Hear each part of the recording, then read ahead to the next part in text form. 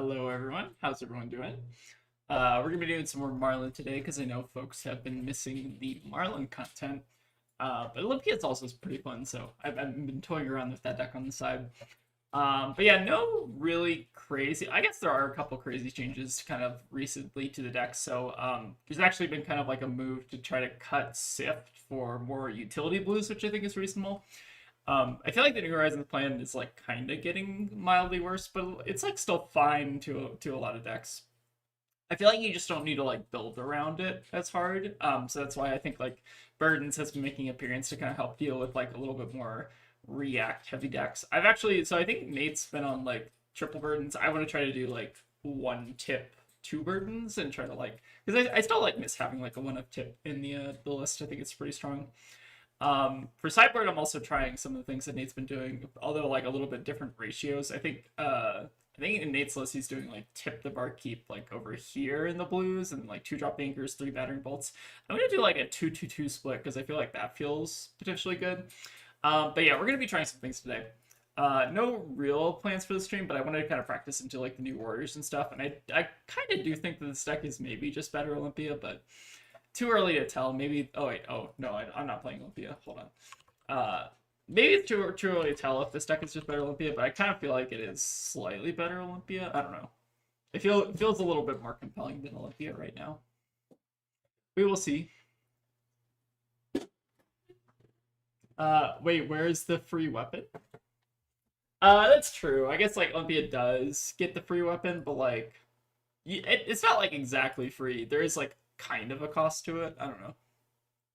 The cost is very low, but it's generally kind of a free weapon. But the idea is like if you can like keep Olympia off of gold with this list, which is like pretty easy to do with like the mutinies and stuff, then it gets kind of a little bit easier. Actually, make sure I'm on public. Okay, I am. Might just be future classic constructed queue. I wanted to try to like play into. I'm doing the future classic constructed queue just to see if like we can get some new decks. Okay, we can play against Goliath, sure. I think this is a go first matchup just so we don't let them set up auras. There have been a lot of like fatigue Goliaths, so I think I'm gonna hedge for fatigue.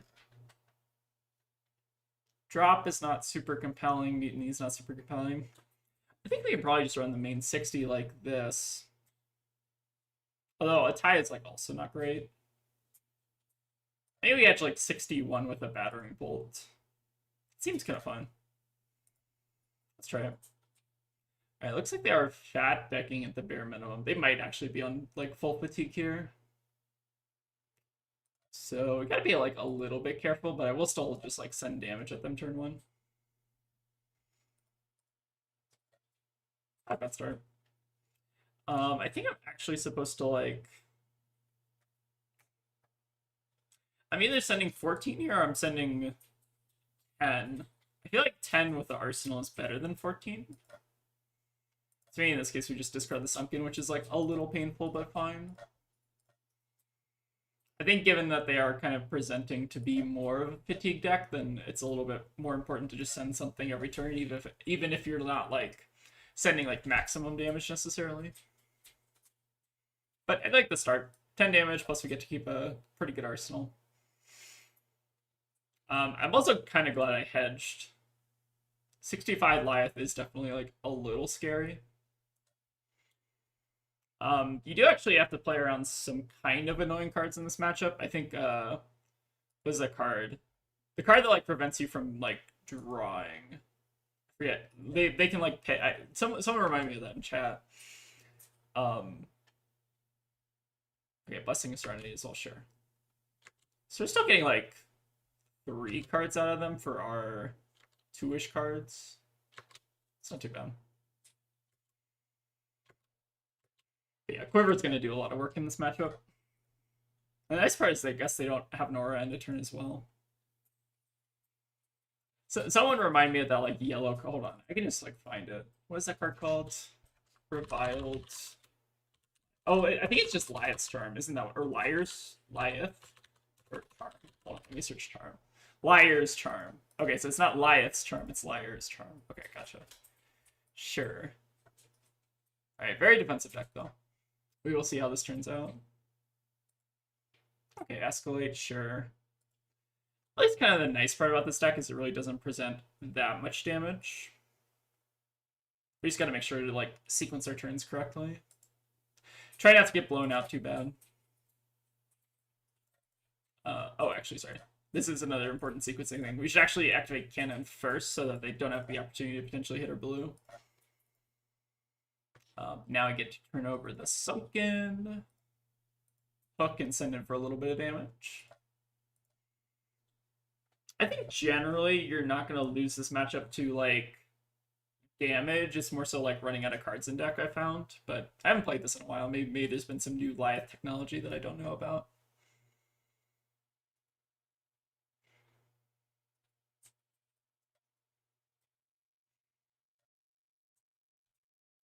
It's actually kind of funny now that I think about it. If you compare Hammerhead to what's it called, Golden Grail or whatever, you're kind of like, I guess the comparison's not super fair. It's like 4 go again versus 3. No, I guess it's like 4 versus 4, but you have to like pay 2 or a gold. Maybe Olympia is just better Marlin. I'm still gonna argue the opposite, but I still think Marlin's like in a pretty good spot. I'm like struggling too much into like new Olympia or Warriors. Okay, we're gonna be in for a long one here. They got Steadfast galore. Sure. Maybe like Leviathan a turn or something. Okay. Still like kind of fatiguing them at this rate though. And like 5 damage without an on hit is not necessarily like the scariest thing in the world. Okay. Just the maul.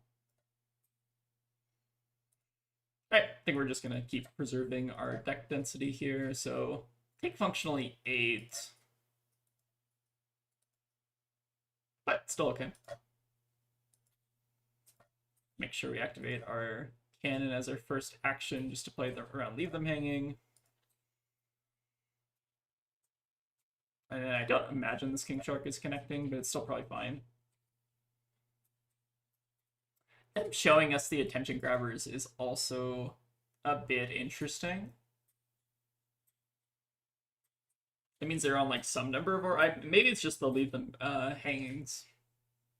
Could be that. Like just running leave them hanging is like the only aura. Could be the case. Like Fiddler, sure. Oasis, yeah. This isn't efficient at least because they're not pitching a blue. And I guess they're also not getting like the life off of the effect, which is pretty nice. Okay, we do actually end up connecting here, which is pretty sweet. I don't think we're taking anything with King Shark, but we are at least just sending good damage. Okay, leave them hanging Blessings of Patience. Okay, sure. So they're like a pretty defensive Liat deck. So they're gonna like Tunic, Blessing of Patience, Arsenal, leave them hanging, then we have to play around that. Shouldn't be too hard at least. Especially with the battering bolts already in Arsenal. Oh, this might get awkward. Oh, this is a bad hand. If we had 2 blues in this hand would be nuts, but unfortunate. So I think we can gamble on like 1 cheating and just see how they respond. Interesting. Do we now play the 2nd cheating?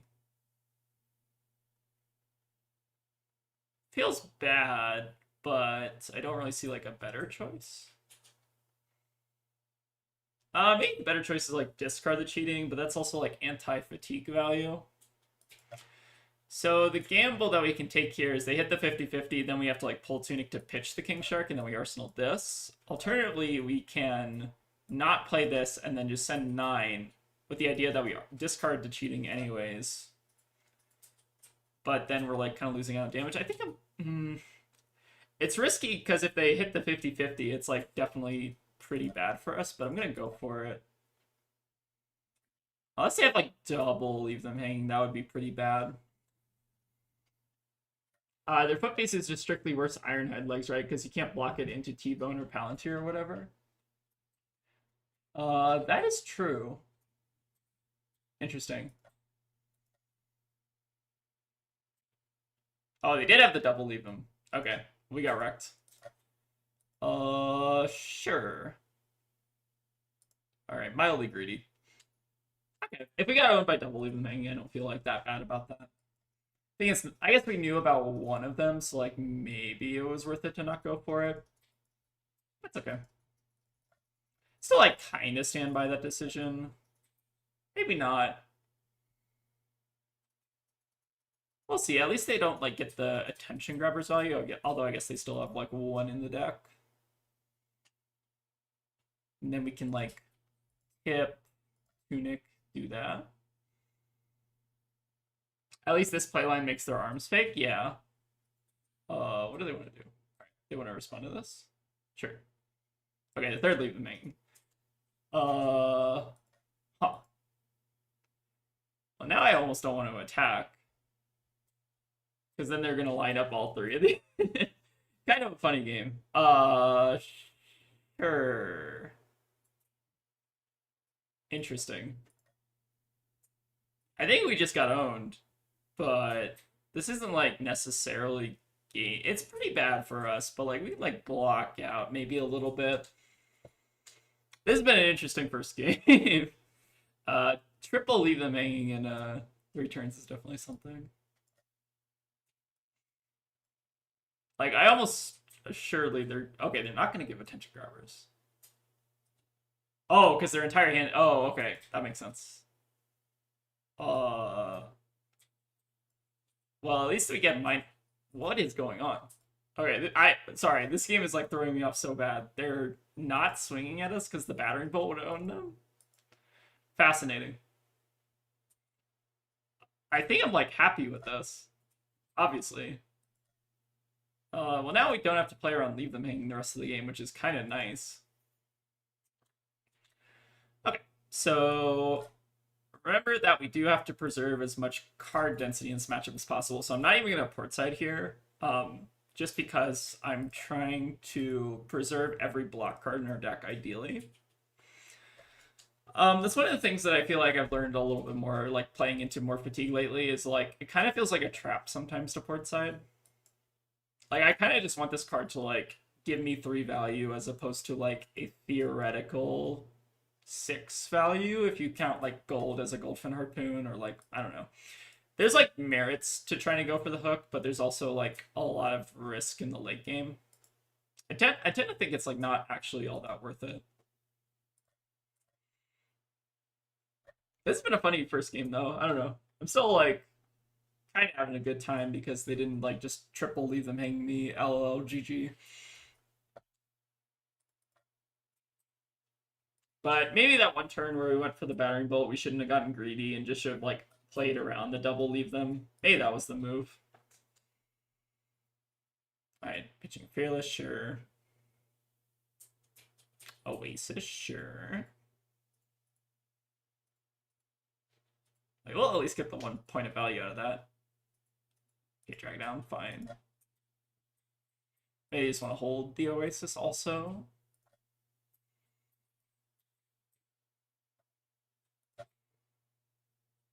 Okay, Warmonger is annoying, but could be worse.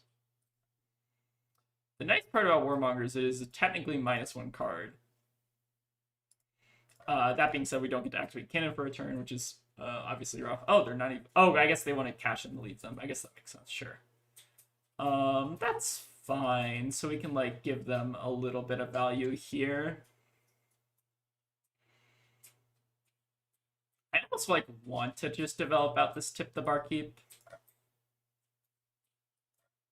Like, tip the Barkeep is actually often, I feel like, more than 3 value. Interesting. Kind of want to just set this up. How do I... Okay, sorry. It was, like, going all the way back to the turn, which is kind of weird. Okay, I think we're gonna, like, keep this here, go to, like, 4 attack. Hey, Tasha, how's it going? We are just chilling today. Returning to our roots, I suppose. So we're gonna start by pitching here and here, and I want to try to get this Tip the Barkeep online so we can, like, set up a red lore in the late game. That being said, I guess they don't... They might have a red that we can play. None of these are really actions. What is a red that Blythe actually plays? gonna tip the barkeep is like still value. I'm sure we'll find something eventually, maybe. So they get back like an escalate here, probably. Bad breath, possible. They are like a fatigue lie, so I don't know if that changes things. I almost feel like battering bolt is like the correct pick, but we're gonna go for Kraken just in case they have non-attacks. It seems like they're very non-attack heavy from the looks of it. This is the 1 for 3 that makes a might. They could have like Mocking Blow or something in the deck, and then we can set that up in the late game. Still think like the rum there is probably correct, although I can see like an argument for if they have like no reds that we can play, then maybe playing this out is like not all that good. We can still like line it up with a shallow, so like there are options we can set up with the rum. Still a big fan of like one of rum, especially in these Marlin lists. It's a lot of, it feels fun first and foremost, but it also feels like it does give you. Oh no, what just happened? Hold on. My screen just like went super crazy. Is this? Hold on, I'm gonna try to fix this on the fly. Give me 1 second. Okay. Hold on. What happened? I don't know what happened. Also, I wasn't in streamer mode, which I also forgot. Okay, that looks... We'll fix it probably after this one. Let me actually go in streamer mode as well. Alright, there we go. Is that marginally better? Okay, hopefully. If anyone can't see anything, let me know, but that looks right on my screen. Okay, I might just need to adjust this a little bit. You get back in the habit of streaming a little bit. I've been wanting to like kind of do more streams lately. Seems like people have been enjoying them, which is always fun. Okay, Kraken hits, sure. Okay, escalate. So there's no real correct answer on this hand. Maybe the correct answer was just like battering bolt. Battering bolt like seems surprisingly good, but we'll see. Oh, we finally drew a 3 of a kind. That's great. All right, coming in with the Maul. Do we want to actually give them anything here? There's like a world where we like double trophy shot them next turn. But I can also see that being like bad fatigue value. Maybe better is to just like block this, keep them off the might stuff. They're gonna play a Hungry for More end of turn, which we do know about. I think I'm like not supposed to block. Try to deal some big damage. Oh, sorry, let me catch up on chat real quick. I haven't played against a Fatigue Life, but I imagine it's a good matchup for us. I think it's like pretty similar to Fatigue Pleiades, but you do have to like play around more cards. So we kind of got blown out by Leave Them Hanging, but then we also blew them out for playing Leave Them Hanging. And then you do also have to play around Liar's Charm, which I know some of them are running some number of in their list. So it's like a little tricky. So just having like sandbagging extra cards, especially when you're like drawing cards on certain turns, is like pretty important. But the nice part is we don't have to play them around to Leave Them Hangings for the rest of this game. So that is definitely a plus. Yeah, it's the Intimidates, and it's also Liar's Charm does like you lose your hero ability, so you can't like load, which is really annoying. Like I honestly think they might have it here, based on that priority window that they were holding. It's like a little bit of a Talish Artel. It kind of seems like they do have it.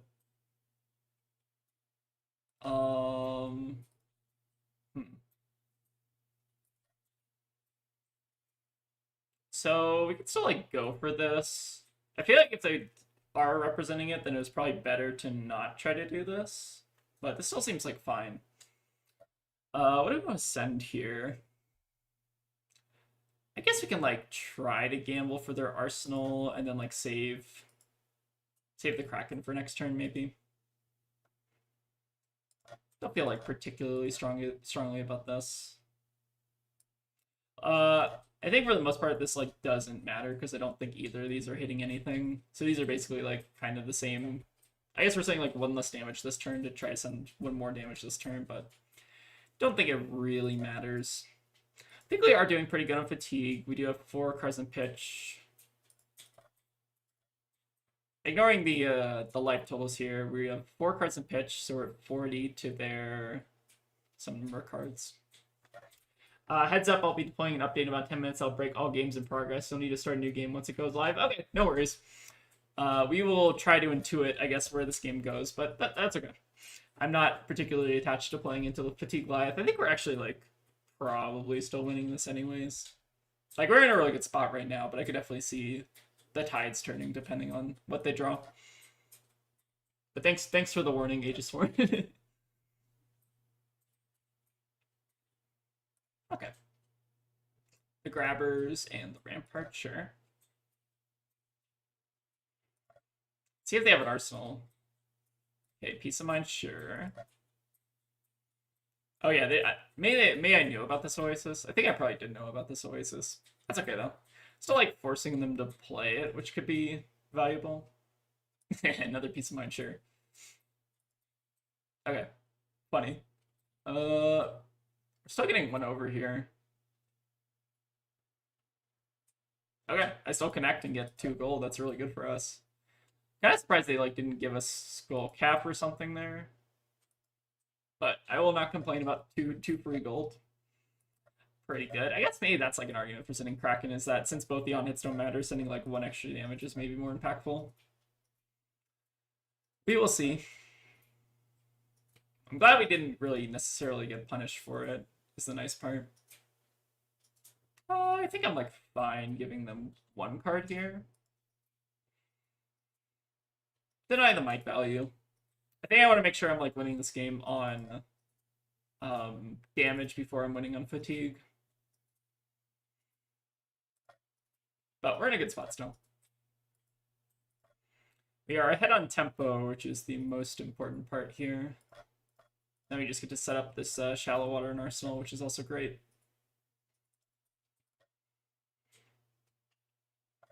So roughly even on life totals at this point. I wonder if they're actually on Ominous Respite. I know some Liats have been like playing that card, but I don't know in what quantities and how many of them. So that could be like a way to get that back the Leave Them Hangs, which could be like kind of annoying. I feel like I know a little bit about this matchup, but not like too much. Okay, drag down, sure. Again, you can only get like so much fatigue equity out of a bunch of 0 for 3s functionally. Sure. So let's just make sure we're converting our cards efficiently here, and making them like expend like a ton of cards is kind of the ideal. Okay, we have the pre-med, so we could consider blocking here, but I almost like don't want to like lose this bluefin, just because it does represent like some amount of damage in the late game. I think we're gonna just assume that the shallow water is like probably not connecting in any real meaningful way. Actually, is there a rum play here? Not one that's not like super expensive, I feel like. Plus, you'd have to like shallow water first and then activate Harpoon after, which feels kind of weird. Don't think there's anything cute we can do there, unfortunately. But we can just send a little bit of damage. It's kind of funny, actually. Ataya is like semi-relevant because they are, I guess, running Drag Down as like a react. Still probably have a couple more reacts in store. Like, I wouldn't be surprised if they had the one that buffs Rampart. Someone remind me of what that card is. Like Shield. It's not Shield Bash. It's the other one. Hold on. Shield Wall. Shield. Hold on. Let me look at that one. It's not Shield Wall. It's not Shield Bash. What is that card called? I can't remember. Maybe it's not called Shield anything. Alright, this is another segment of me trying to remember card names while I'm playing a Talishar game. The one that buffs Rampart, someone knows it in chat. I'm sure I'll get like 5 comments in the next 30 seconds. Withstand, thank you. Okay, not shield related at all. Just buffs shield. Doesn't do anything else. Alright, booze, sure. The mall. Death by 1,000 mauls. Still no reason to block. We can still just send 13 on this next hand, Arsenal Codex. Maybe take a value line and then kind of stabilize from there. Still got a lot of value to have. That being said, we know King Shark's probably not super impactful into them since they're not running really any meaningful attack actions.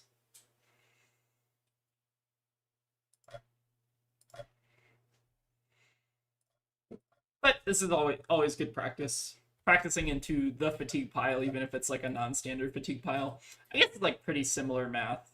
They kind of just like like their individual cards are like worse, but the general math is like fairly similar. All right, how long ago did Aegisworn post the warning? I feel like we got like a couple more minutes maybe. We'll see. We'll see if we can survive long enough to kill the Goliath. It's possible. Okay, unfortunately we didn't have a King Kraken here, but we will go in with that. So they might be going for like an imposing try to kill us, maybe? Still feels like they're pretty far off of that, though. And we still have some armor in case they go... They didn't have a tear, did they? No, I don't think so.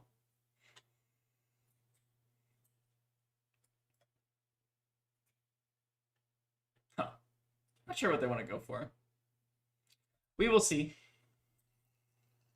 Imposing for 2 steps is... Oh, imposing for 2 cost. Oh, hungry for more. Okay, sure. That's fine. I kind of want to just get my, like, block value out of these 2 cards and not worry about necessarily the gold value. That seems okay. Gotta just make sure we're, like, up on life, which we currently are, which is good. Then we can maybe just set up a juicy arsenal with the Eye of Ophidia. Okay, that is juicy. Although I think best practice is to arsenal the gold tip first.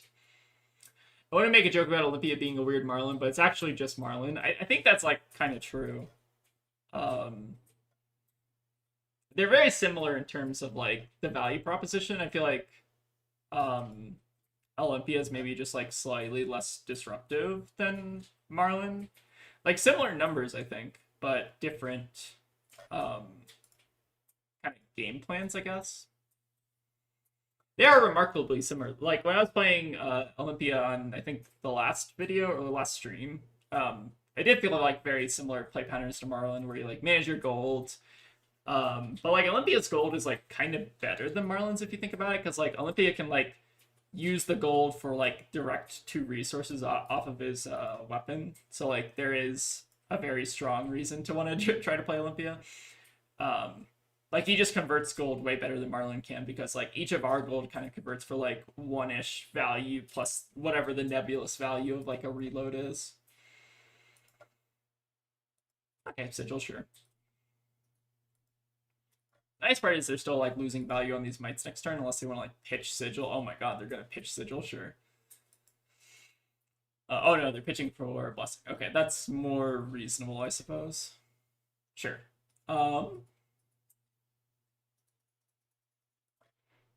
I kind of want to almost IP with this codex, because my concern here is they still haven't drawn any of their, like, the yellow card, the one we saw earlier, the Liar's Charm. Let's go ahead and just 3-0, kind of YOLO it, but I think we're still, like, pretty likely to hit an arrow here, even if it's just a bad arrow like Yellowfin. We can kind of gamble. It doesn't need to be, like, the most impactful arrow in the world when you're playing against a life gain fatigue slop. Okay. So now we get to send 11, Arsenal 3-0. We're still in a pretty good spot, and then we can maybe start to look for an opportunity to use our rum, although we have seen all of our shallow water sharks, so it's going to be, like, a little bit harder to use rum. Have they played a red that we care about yet? Doesn't look like it. Oh, I guess we can get a Blessing in Patience. It's kind of funny. Kind of value. Yeah, we're playing the other warrior. The more fun warrior. I think this deck is kind of just, like, worse and or better Olympia, depending on what your point of view is. I kind of am leaning towards it's just better, but the appeal of like the gold is like just so much stronger in like Olympia than Marlin. Maybe it's not though, because like reload is kind of some intrinsic value. It's kind of hard to tell. But yeah, we're in a race against the clock to try to beat the Talishar patch that's coming. I don't know if our opponent knows that though. I think we're still in like a really good spot though. Like we're basically fairly even on cards at this point, and we're ahead on life, and we're ahead on tempo. So I imagine it's like pretty hard for our opponent to win from here, but like we can kind of take a look at their deck after the game crashes and maybe kind of see. These gold heroes are getting hard to tell apart. It's true. Okay, so they're gonna cash in the armor. That's fine. Still in a pretty good spot here.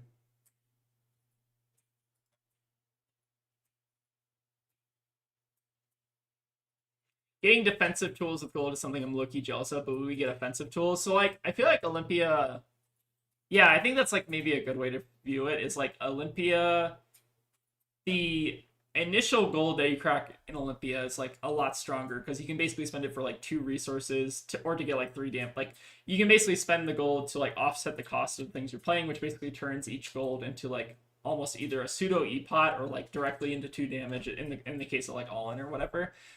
So like some of the use cases of gold in Olympia are like much stronger compared to Marlin. All right, what is the bug that opponent sees? Is our opponent trying to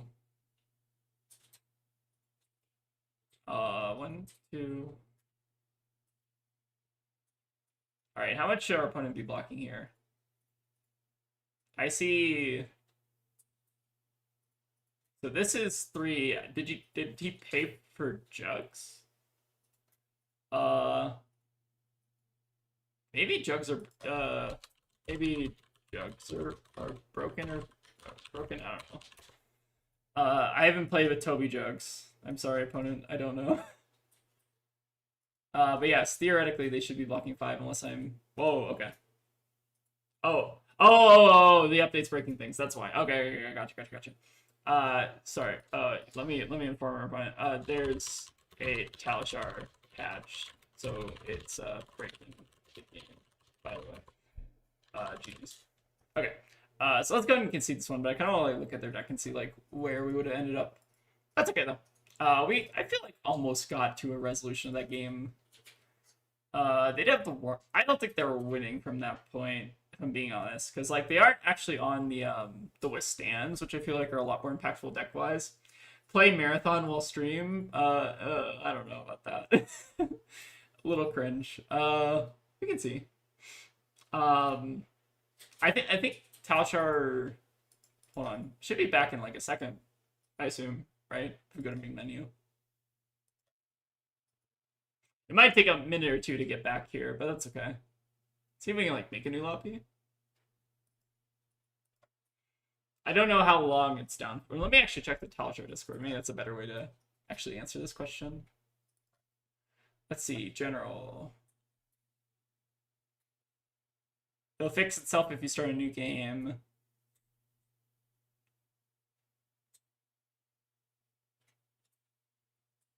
It should be immediately back up. Okay, we're still good at game. We don't have to resort to playing dead AAA games, hopefully. All right, let's create a public game. Yeah, that makes sense. Just the active games, not any new games. So we'll see if we can get another opponent here. But I think we still like win that game ultimately because we're like ahead 7 life. We have the tempo there, and like our opponent just like doesn't have the deck density, I think, to beat the Abyssal Quiver. But I guess that's like a good reason to hedge for that deck as well. I don't even know if actually we needed to hedge, but I guess it kind of like depends on their deck composition a little bit. Would have to see. All right, we'll wait for another game to kind of spin up here. Let me actually make sure I like started the game as well. Did I start competitive CC or future CC? Maybe I didn't start the game. Hold on. Let me close out this lobby, create a new future CC lobby. That's public, right? Yeah, public. Okay. We're good. But yeah, I want to try to get some games into some Warriors today because that's kind of like the new kids on the block. Also want to see if I can like test out the gravy plan, which is like something like this seems kind of strong if you want to do like the aggro plan. We got some things we still need to work on a little bit with the stack. Yeah, hopefully we can grab a game soon. Let me actually make sure it's like showing up in the lobby though.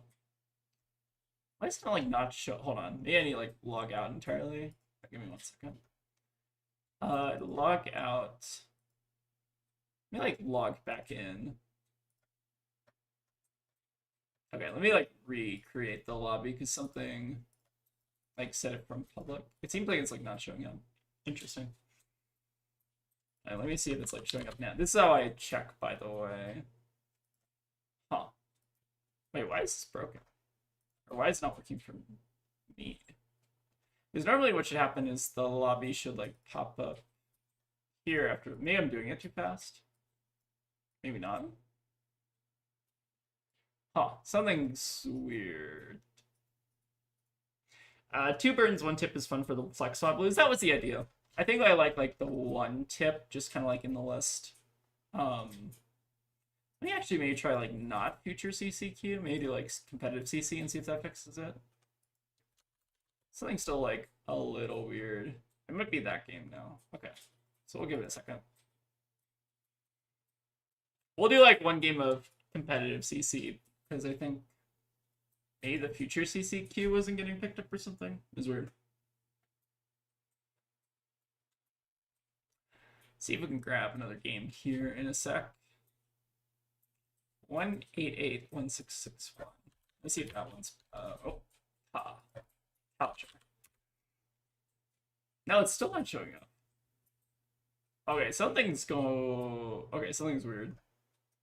Hold on, let me like clear my cache or something. Sorry, this is clear recent history. Just like clear the site settings. Because something is like weird with. Oh, maybe we did get a game. Sorry, maybe that's what it was. Oh yeah, maybe that's what it was. Okay, we got a Jarl. Let's go first. Sorry, maybe I was being impatient. That's my bad. All good. Okay. Tunic. Quiver. Okay, this seems fine. I was being impatient. That's my bad. Okay, so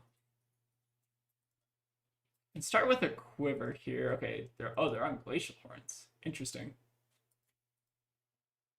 We have kind of like an interesting opener here, or we can just like maximum filter.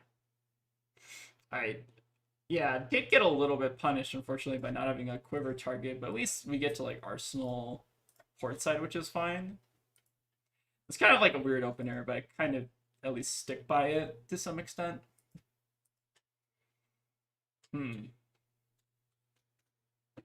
Now this is interesting. Could I just like block this out?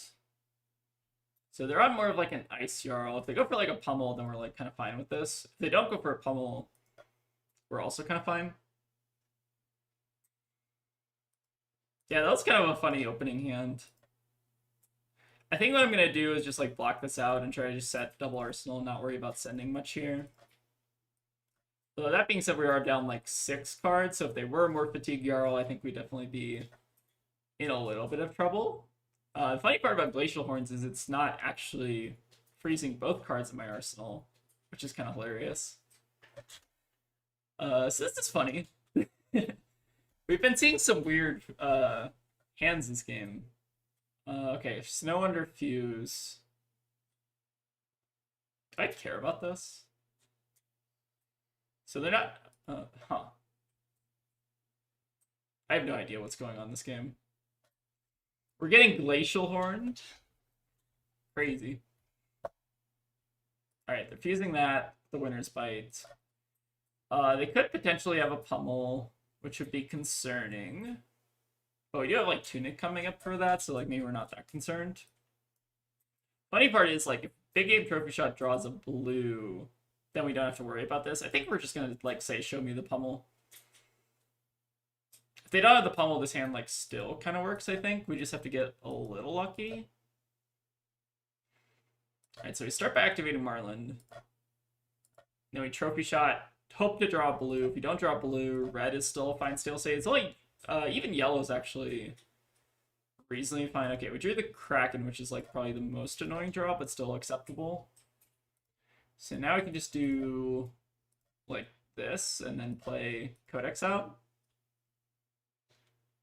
Pull up, this Jarl is cooking. I don't know if this Jarl is cooking. They're playing cards, but I don't know if the cards they're playing are that compelling. It's kind of funny. I mean, we still, like... I guess that's, like, a funny upside of New Horizons, is that you don't have to worry about Glacial Horns. Not that I've necessarily thought about Glacial Horns in, like, years. Oh, that's not true. I think I thought about it in Sage for, like, something. I can't remember. Maybe it was Old Hymn. Maybe that's, like, one of the things I was thinking about, but... Okay, Oakenold is annoying, but acceptable. I think we take the gamble here. If we keep three, so it's basically 50-50. If we keep the 3 oak, then we're chilling. If we don't keep the 3 oak, then there's like a fail state where we keep the blue, and then we can maybe crack our way to victory here. We're gonna take the gamble though. We could get severely punished by this, but not hopefully that bad. Okay, that's like the worst possible outcome, but fine. Sure, that's okay. This is still somewhat salvageable. We can actually like make a Goldfin here and just send like Shallow for 8 if we wanted to. Kind of sucks, but I guess not the worst thing in the world.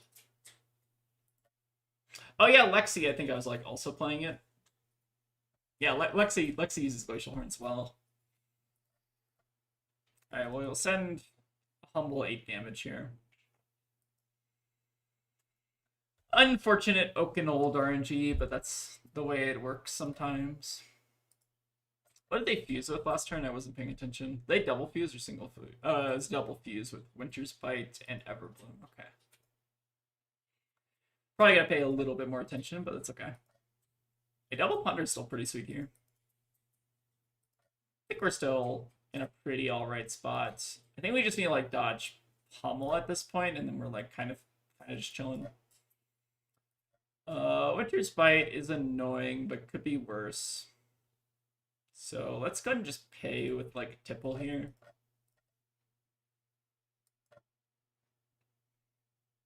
Oh, another Oakenold. This is rude.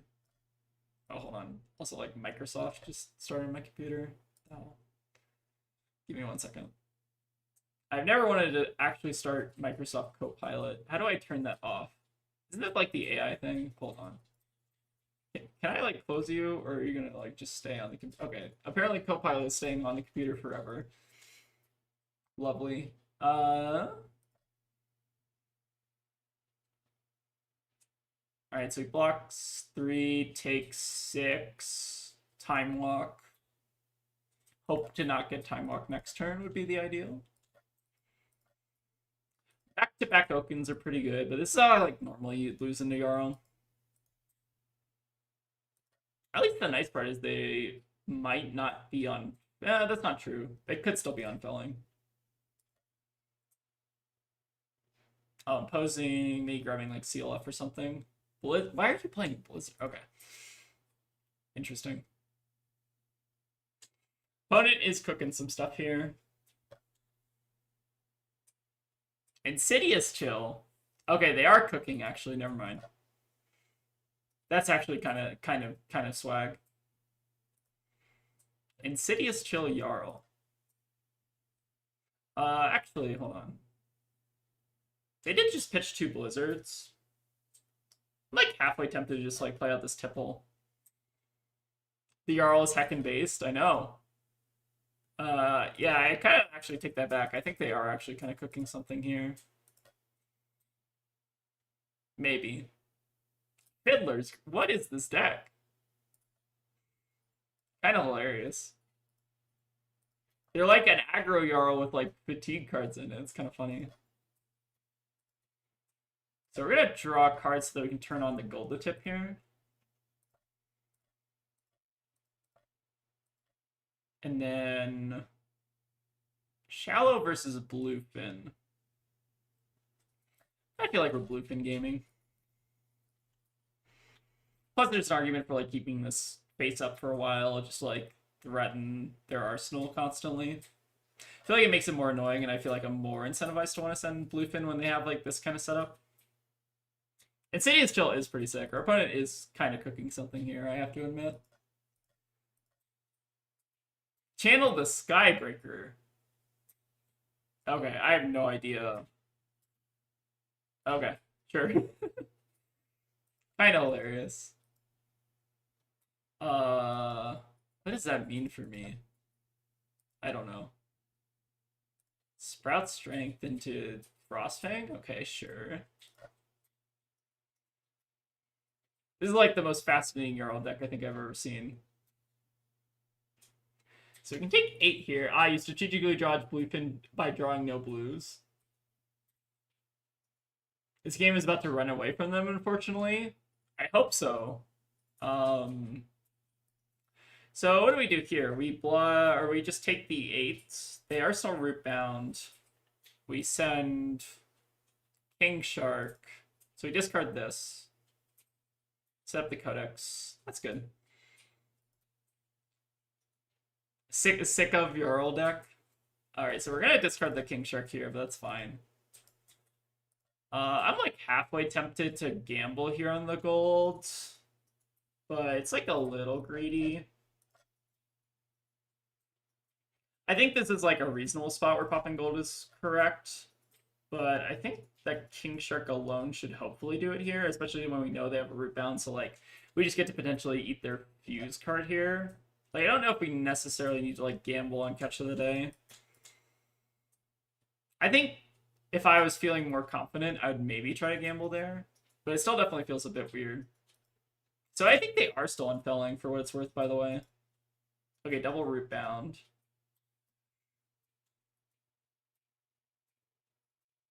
Majin posted a video yesterday playing against this pile. Interesting. The Majin, or it's not his pile, obviously, but it's him playing against the pile. It's kind of funny. They just got, they're gonna natty felling me after fusing, or after decomposing? Gross. It's like not a natty felling necessarily. I don't even know what that necessarily means. The question is, do they have anything that's like worth laying against them? Well, we need to also like not die is a big problem here. I don't really want to give them tempo. Insane draws. I know! These draws are like crazy. Like root bound decompose into draw the felling. Okay. What are we getting rid of here is the question. So the red lures are not actually all that good right now. But like maybe we still need to like, well, they have the root bound still in arsenal, so I feel like this is probably a decent turn to just like give up tempo. We haven't seen a pummel yet. Still mildly concerned from this position. But I think giving up the tempo and trying to like draw into something like Ryok is probably worth it.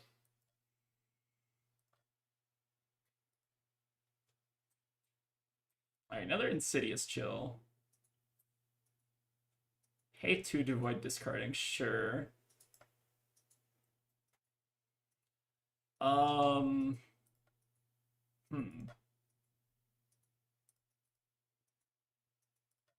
Suppose we can just like give up armor here. Yeah, Snow Under is kind of wild. I feel like we're getting pummeled, but maybe not. Interesting. Still know about the root bound in Arsenal, unfortunately. I guess we can like let them blizzard this. think we had a little bit of unfortunate RNG with the back-to-back Okins into the Felling Fuse, but I feel like it's pretty common for me to like lose games like this. Like I feel like if my opponent resolved like one Okin, I'm in like okay shape, but like two Okins in a row is pretty hard to beat. We could take their Snow Under, I guess. I don't know if that's that compelling, but I don't know if there's necessarily a better choice here. We don't have our, or do we have a rum? Hold on. Oh, I didn't mean to do that. We don't have a rum. Yeah, just grab the Roken. It's like kind of funny. I guess we can potentially like block out next turn, play their Oaken, do something like that. Double Sprout Strength, sure. To Snow Under, no Fuse. So this doesn't have on hit, which is good. So that means we can just like send 7 at them. So we block 8, take 5. I guess we can even cheating the Oaken. Interesting. Is there anything else we can do, or anything like cuter? Not necessarily. Huh.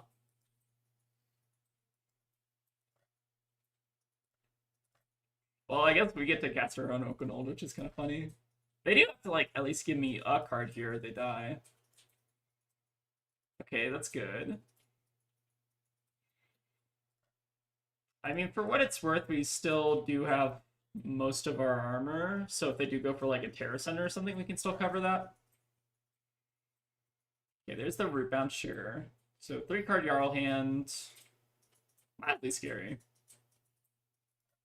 I almost feel like I don't deserve this game if I do win. I kind of feel like I'm like losing this game, but even if I did win, I feel like I didn't necessarily deserve it. Oh, there's the 3 of a kind. Okay, we're gaming again. All right, the Summit is back. Sure. Okay, this is a good hand to actually like capitalize on them not being able to like disrupt us though. We have the 3 of a kind. We can maybe try to draw some things, try to send some damage. Yeah, I'm trying to just play safe around any dominate. I think we did see like a Terra Sunder pitched. They also have like 2 Blizzards in pitch, which are kind of interesting. I don't know. Opponent's gaming. I'm not gaming. This is what gaming looks like. How many buffs do we have left in the deck? Let's do a quick buff count. So we have big trophy shot. So it's 2, 3, 4. We are on 2 of these, right? We have all catch of the days, or no, sorry, we have 1 catch of the day also gone. So we have like 5-ish buffs, if I'm not mistaken. Maybe 1 more. I'm gonna crack like 1 gold and just see what we hit. Kind of feels worth it to like maybe gamble for a buff here, given that the game is like I think a little in their favor right now. Plus, I want to like try to look for an opportunity to hopefully cash in this New Horizon at some point. Oh, found my town.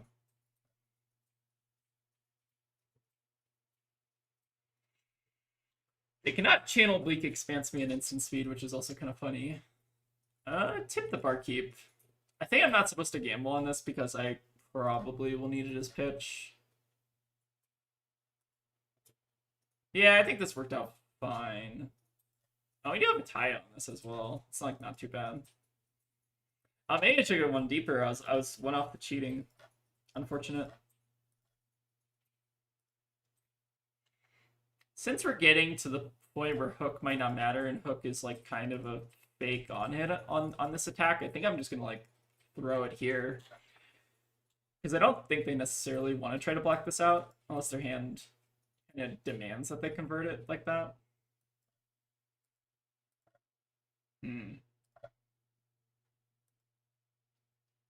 Yeah, unfortunate. Maybe I should have tried to go for the buff there.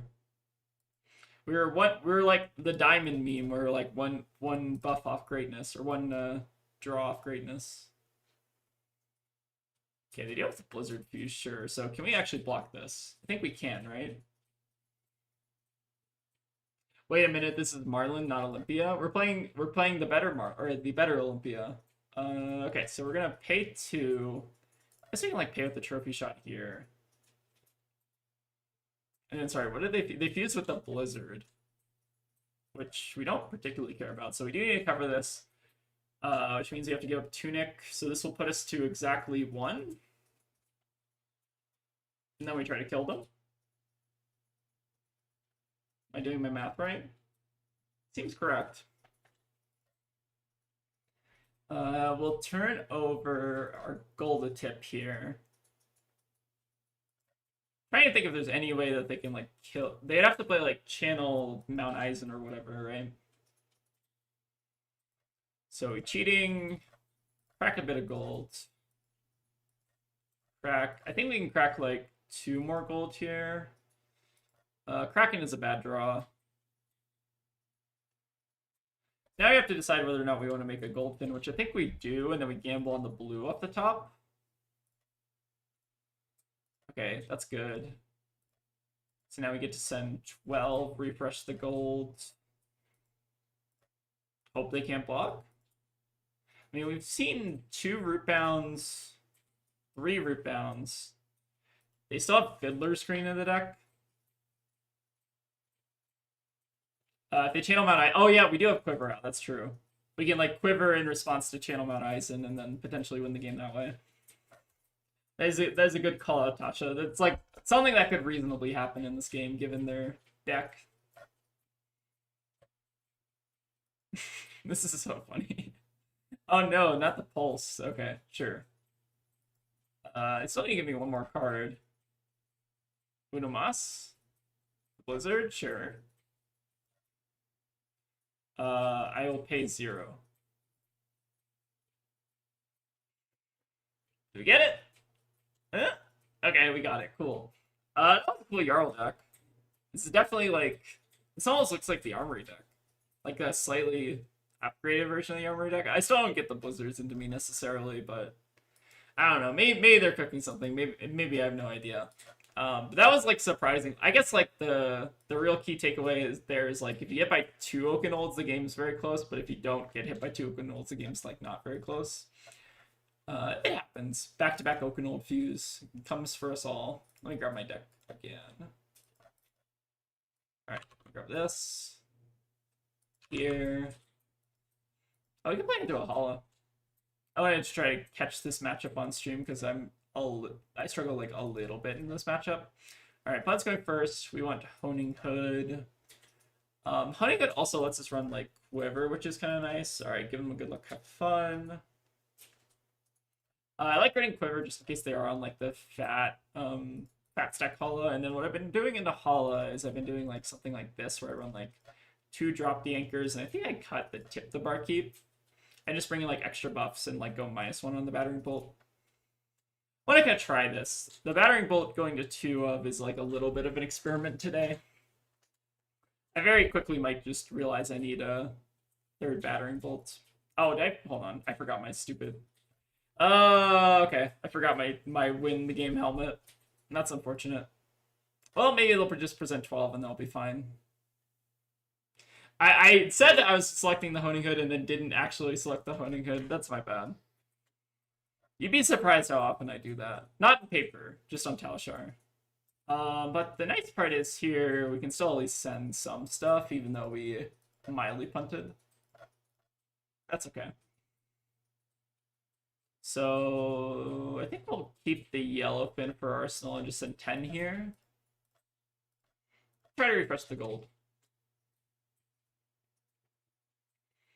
Yeah, we planned for the turn 0 BGTS, so clearly this was the move.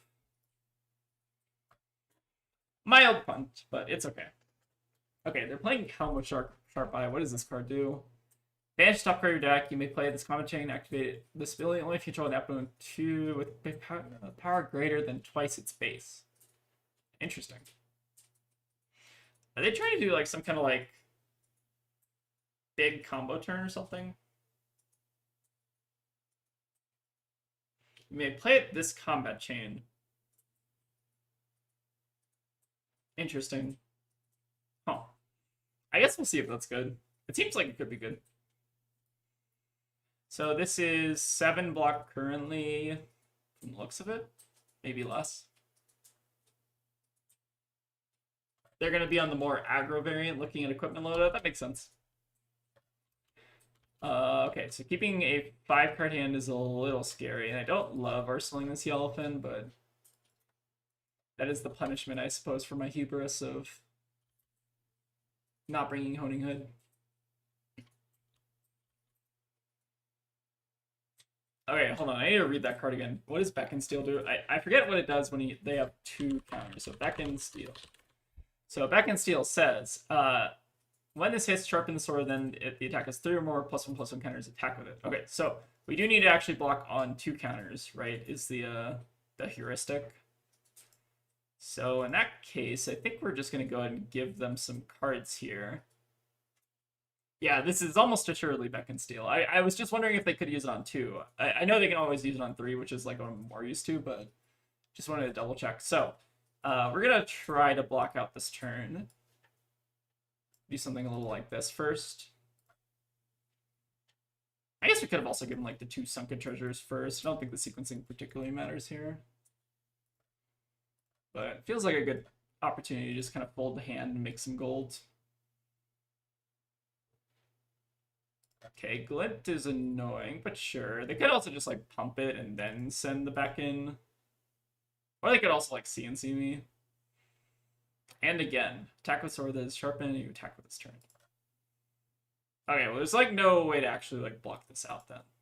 If they have this, right? Because then they can just like beckon this. I guess we like blocked it optimally though, because then they get extra damage on like this swing, I suppose. Yeah, I don't know if there's sometimes they play Beck and Steel and like you cannot block it, but that's okay. They have another one? Okay, just the one. Okay, so we lose full tempo, which is bad, but we set up some gold, which is good, and we're not in that bad a shape. They also pop their courage, so like could be worse. It's definitely like pretty often very difficult to actually like play fully around the Beck and Steel. From my experience, it seems like they can kind of always get it unless you're like full committing your hand to blocks. Even then, like kind of like we saw that hand, they can still just like have it if they want it. If they want it bad enough, which is okay. I think Warriors can do a couple strong things as a treat, and that's fine. So I would ideally like to like send 11 and maybe hold on to this card. Okay, what does this card do? Wager, the winner creates a flurry token. Interesting. Oath of Steel. Okay. What does Oath of Steel mean? Do they get a counter here? So they attack with a weapon, they get a counter. And then how do they attack with this? This turn? I don't think they can, right? So we can just send 11. Maybe they send like an extra 3 or something, but we should be like kind of safe this turn. Okay, Sharpening Spark, sure. Interesting. It's like still fine, right? Unless I'm missing something. They don't get to swing like an additional time this turn. I would obviously like to be sending something other than a Yellowfin Harpoon here. You know, what we could do... What we could do if we didn't want to send Yellowfin Harpoon is we could send... Like, do like a Sea Lice turn here. We're almost so far behind that I think that's like kind of worth it. Is that crazy? I'm gonna crack a gold and see what we draw. Because if we draw like a 3 of a kind off the top, that also makes this hand like very clear to me. I think we're gonna go for a little bit of a greedier line here, just because I kind of feel like we're behind after that Beck and Steel turn. I kind of also don't hate it either, but it's like a little weird. So you can do like this. The port side actually makes this a little bit nicer. So we can do like 8 go again, look for yellows, and to like send the Kraken, and the Kraken presents like a kind of annoying on hit. if they have like a yellow in hand that we can snipe, which I know this deck is running a decent number of yellows between the one we turn face down, the Oath of, not the Oath of Steel. What is that card? The one that makes counters. I forget what the card's called. But between that card and like the new card, I think that also like rewards them for attacking with a +1/+1 counter, or like hitting with a sword that has a +1/+1 counter. There are like some number of yellows we can hit here. This might be getting like a little too cute, but I think it's like kind of annoying. We'll see. Well, the nice part about this hand is they do have some number, like they want to hold on to this brimming blade ideally, right? So now we can like threaten it with their flurries now. So yeah, I think we're just gonna go ahead and crack Marlin. If we also draw 3 of the kind off the top here, it's like kind of game winning. Okay, no 3 of a kind, unfortunately. But we're like still up gold and then threatening their kind of turn here. I'd send 4 first, probably. I don't hate that, but then like the yellowfin on hit is like kind of less real, which like maybe it's not real to begin with, but I feel like this still like kind of worked out. Maybe. I kind of like want them to actively like block out with their hand if I can help it. But yeah, maybe 4 into 10 is better.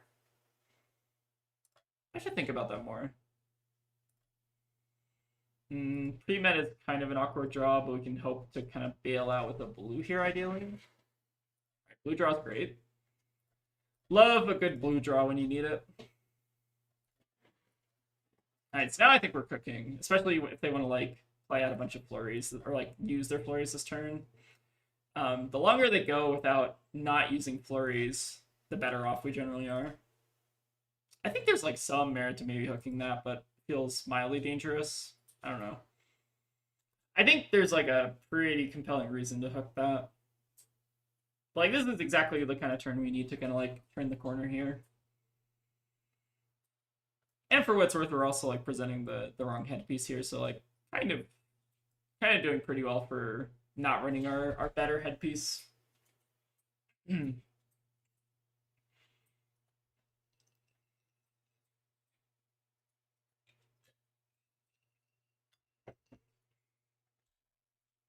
All right. I think they also want to ideally try to hold on to the toe of the line in Arsenal because they already have the flurries out. So like the likelihood of this connecting is actually like fairly high.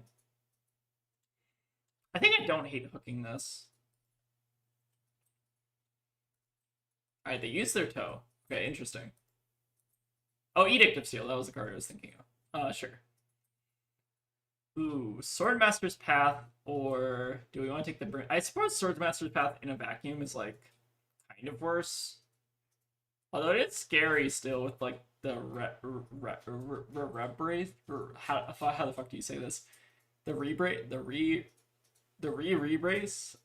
Hold on. So, someone in chat, give me, like, a pronunciation of this. The rebrace? Okay. Swordmaster's Path of the Brimming Blade. I think we'll take the Brimming Blade as like a stronger card in a vacuum, and if we can like keep them off enough cards, then maybe taking that's a little bit better. I will probably never say this card correctly for what it's worth. Might be a lost cause. Okay, so the nice part is also here that they don't have Crown of Providence, which makes the Shallow Water a little bit more appealing. The hee brace, maybe. We could also just like Tipple here, but Tipple feels weird. I think we're like kind of happy having a Shallow Water in Arsenal. Plus we're sending a Battering Bolt, so this could be pretty annoying for them if they have some number of reacts in hand. At least keeps us off of Beck and Steel, which is pretty relevant. The re-brace. Hold on. I'm gonna like look this up on the side. How do you pronounce brace pronunciation? Alright, I'm gonna look at the YouTube pronunciation guide. Oh, I don't have my headphones on. Hold on.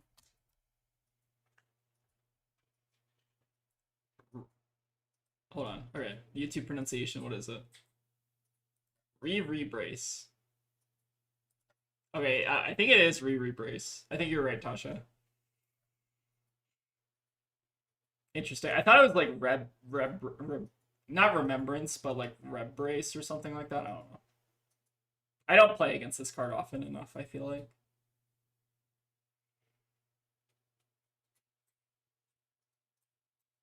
Okay, we got Oath of Steel and a Showdown. That's kind of cool art.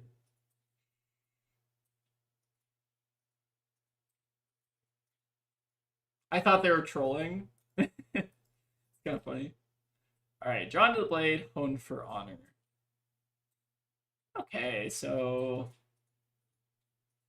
Oh, you know they have the Sword Master's Path. Does that, like, change anything here? I don't... Maybe it does. I feel like they can't pay for everything if I'm not mistaken. But they might have a trouble paying for everything. Alright, so play the path. Sure. Play the... Oh, they can't play everything. Sorry. I'm, like, losing my mind here. So this is pretty scary. They're coming in for, like, a decent chunk here and then also drawing a card. Oh, the thing is they don't get to, like, sharpen additional time, right? Makes sense. Also, the bad thing here is we're also not... our arsenal's kind of bad. Can we block this? So the front side is 5. They pay again. I don't think we can block, right? I mean, we can block like this, or actually, hold on. This is the first time you draw a card, right? So you get like an arsenal, which I guess is better for us because it means we get to like then smack in with the shallow water. So maybe this is fine. So we take 5 here. Hope they want to keep the arsenal. Oh, you know what? It's actually, I think, better to try to block on this in case they have Beckon. And in case they like YOLO the Beckon off the top, which I guess they have one more copy of. So that was probably the play. Is to like block 5 here. Okay, we're learning. That's fine. Learning, always important. That's pretty good top of the deck, although... We've not seen a 3-oak this game. I almost want to like try to aggressively filter for 3-oak. So that we can like block on this turn, keep like a 2-card hand that has 3-oak in it, and then send Codex. I think I'm going to do something like this. I think we're going to double bottom, even though I would be normally fine with that, depending on the game state. I feel like this game's very close, so digging towards 3 of a kind is maybe not a bad thing. Just as kind of our power card. Yeah, I thought it was Rembrace. That's what I kind of thought it was initially, but then I like read it a couple times. Like the R and the E kind of like merge together when you're like looking at it from a distance, I feel like. I'm hoping the shallow water is annoying. The nice part is it doesn't seem like they're on that many D-Reacts other than like Toad lines here. So we can maybe limit the number of cards they have in their hands, then we could be in good shape. Oh, we do get to connect. Oh, it's just a Hone for Honor. Okay. Probably don't care too much about that. I guess it is like a free sharpen though. Okay, not too bad for us still. Arsenal the Codex, they keep a 3-card hand, no flurry generation, and then we get to draw a pretty nasty hand next turn. So my logic with so I think I also would have kept the cheating there, but like we're nearly like halfway through our deck and we have not seen like a 3 of a kind, so I'm trying to dig as deep as possible for it. For what it's worth, keeping the cheating there I think would have turned out pretty well for us because we get to go like blue plus red, or I guess we get to draw like these 3 cards plus cheating, which gives us another +3. I think there are pros and cons. I think since the game state is like so close, I want to ideally kind of hedge for... Oh, also they're pitching an and again. That feels concerning. Huh. I think we just try to block out of Beckon this chain link, and then if they have the Beckon next chain link, I don't know if there's much we can do about it. Could give them another card here, but I think we just like make them have it. Go to 5 and then try to keep this hand. Yeah, I think keeping the cheating there is like pretty reasonable though. I'm just trying to get like a little greedy and I'm immediately getting punished. Okay, there's the three of a kind. Um, Not as good now that I'm like drawing it off the gold though. This didn't work out quite as well as I wanted it to. It's still like okay though. So we can do this, grab our King Kraken back, and probably reset our gold. They're very aggressive, Hala. Like, there's a good chance that they're probably not able to block this, but it might be a throw. I think we need to, like, try to hook here, though. We do have the Ataya on it, so, like, it's probably pretty safe. This is a little bit of a greedy hook, but I think we kind of need to go for it here, given that the game is very, very close. But yeah, keeping the cheating there I don't think is bad. We're just, like, one less card deeper to three of a kind. Which I feel like I've historically gotten punished for trying to think like that, like in the Fang game that I had on stream during, what was it? During Nats or whatever. I do try to, like, draw aggressively towards this card, even if it's, like, you're kind of giving up, like, a fine hand. Just because it's, like, it's so powerful in terms of, like, letting you block and still send damage, especially when you're getting low. Oh yeah, I probably should have blocked with a hook. Yeah, that's reasonable. I think we'll still get a chance to block here. Like, I don't think they're going to cover this, especially if they presented, like, a clean 60 with presumably no D-reacts, although they could have just, like, not seen them. I think it was Nats, right? Okay, so you still get the nasty hook here. Okay, unfortunately, all reactions is bad for us. Do they have a flurry, though? They do not have a flurry yet. So this is presenting an additional +4, +5 with the donkey. That's annoying. The donkey is actually really annoying here.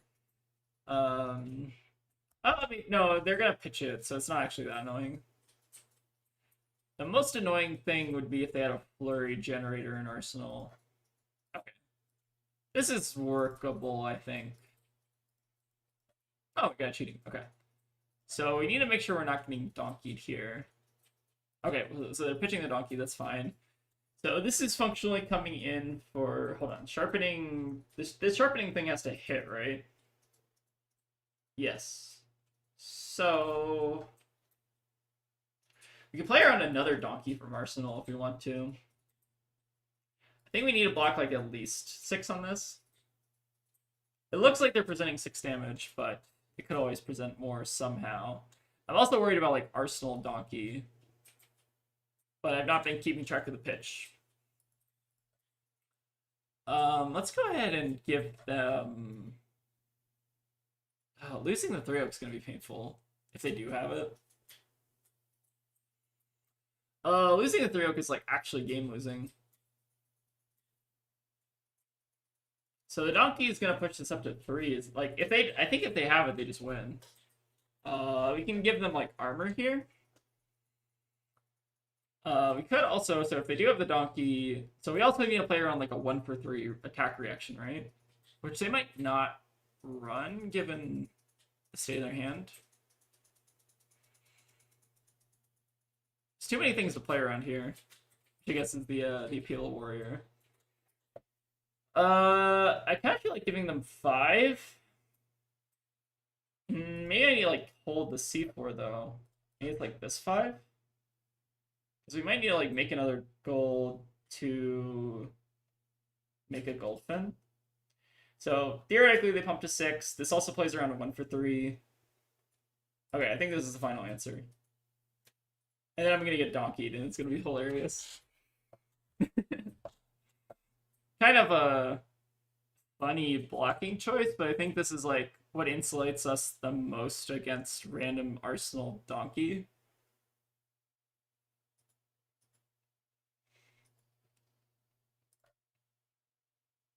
Why are they enabling chat?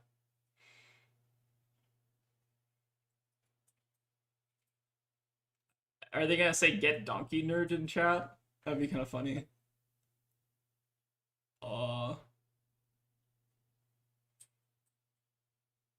could YOLO the helm also. Oh no, they can't do that because they don't have the they don't have it doubled.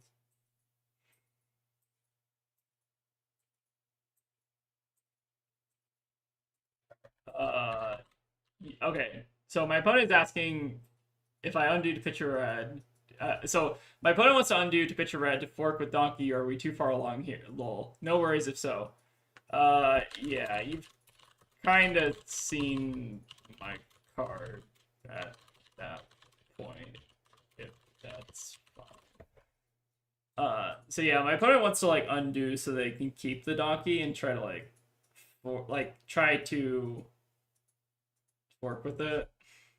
I don't. At this point where they've like seen the card though, it's a little suspect, right? So I'm gonna decline that request, unfortunately, opponent. But I think that like if you keep the donkey there, oh, I guess it doesn't matter because we're not actually probably gonna be hitting this turn anyways.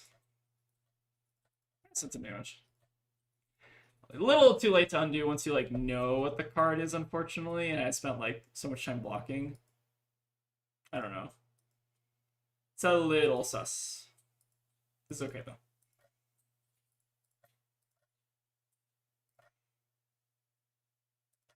I think for what's worth, like they don't gain that much information since we're playing Marlin, but you never like know necessarily. I think I'm just gonna send 11 here and just kind of hope that they don't draw a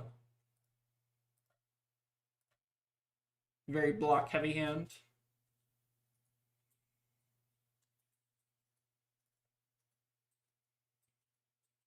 Okay, seems like we got there. For what's worth, they keep the donkey. Is that better? Well, then I don't have to block, because if they pitch the red, then I'm only blocking around 5, and then I can block with a piece of armor. I don't think keeping the donkey there is actually worth it unless... Huh. Maybe 1 for... I don't know. The math gets really weird really fast there. Okay. Interesting donkey decisions, though. I don't know. This Olympia list is much better. It's pretty good. I think this version of Olympia is pretty alright. Okay, do need to test and do a Cilio a little bit more. Alright, so let's make sure we bring in our Honing Hood this time. We'll do a little manual sideboarding. So I want the drop dangers, want the battering bolts, and then I think I cut a tip the barkeep and also the Kraken in this matchup. Let's try like this. Still kind of tunings. This is one of the matchups where I feel like I might miss the battering bolts, but the drop the anchors still could also be really good. Pros and cons here. I still kind of been standing by like running a tie into Acilia just because there are some variants that are running D-Reacts. It's not super common though. I feel like lists have kind of congealed post the calling or whatever, like with the like Arcane Acilios in top 8. It seems like Arcane Acilio is just better at this point, but I still kind of feel like we maybe have to hedge for non-Arcane Acilio. I don't know, it sucks. Maybe I should stop doing that. Maybe I should hedge for... I don't know.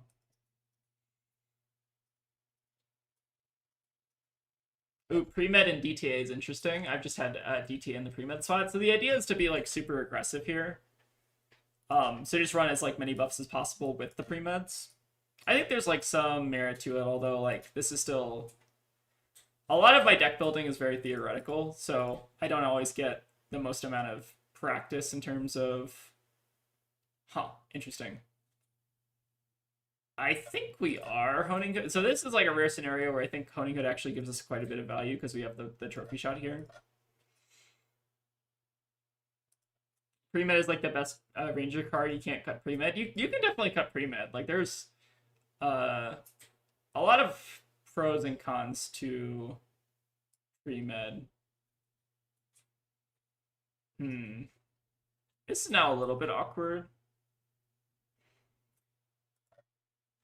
But I kind of hope that they just like don't have follow-up here, which is also semi-likely.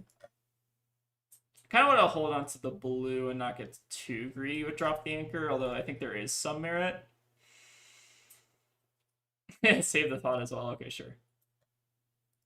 Fair enough.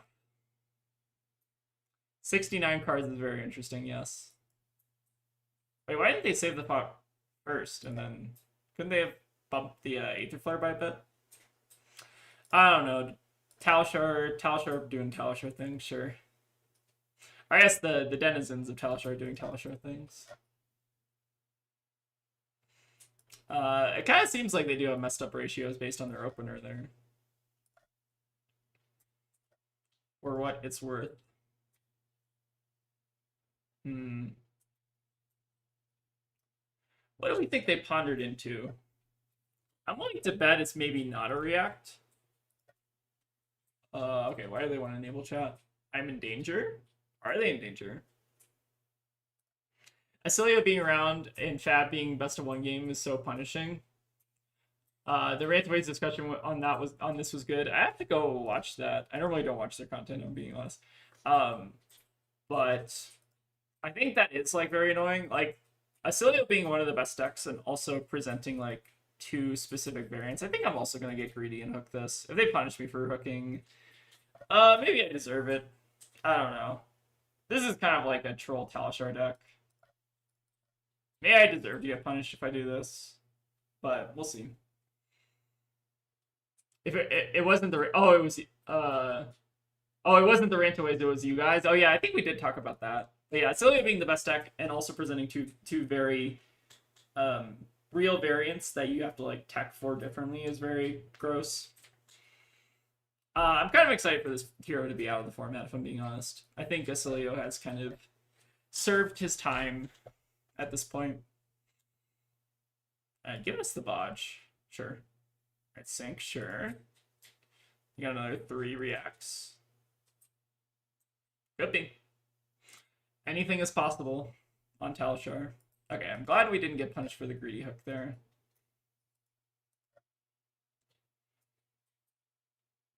We're also floating 1 in case they want to like pop Stormies and like layer us from Arsenal or something. Also possible.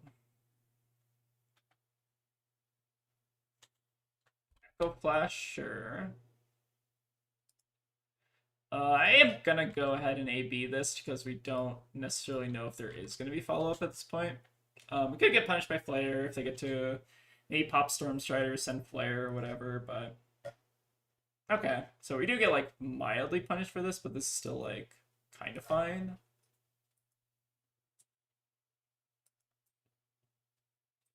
Okay, lots of things happening on the stack right now. All right, I'll pop our Quiver. So the reason we AB there is because it's more likely than not that they're not actually going to have,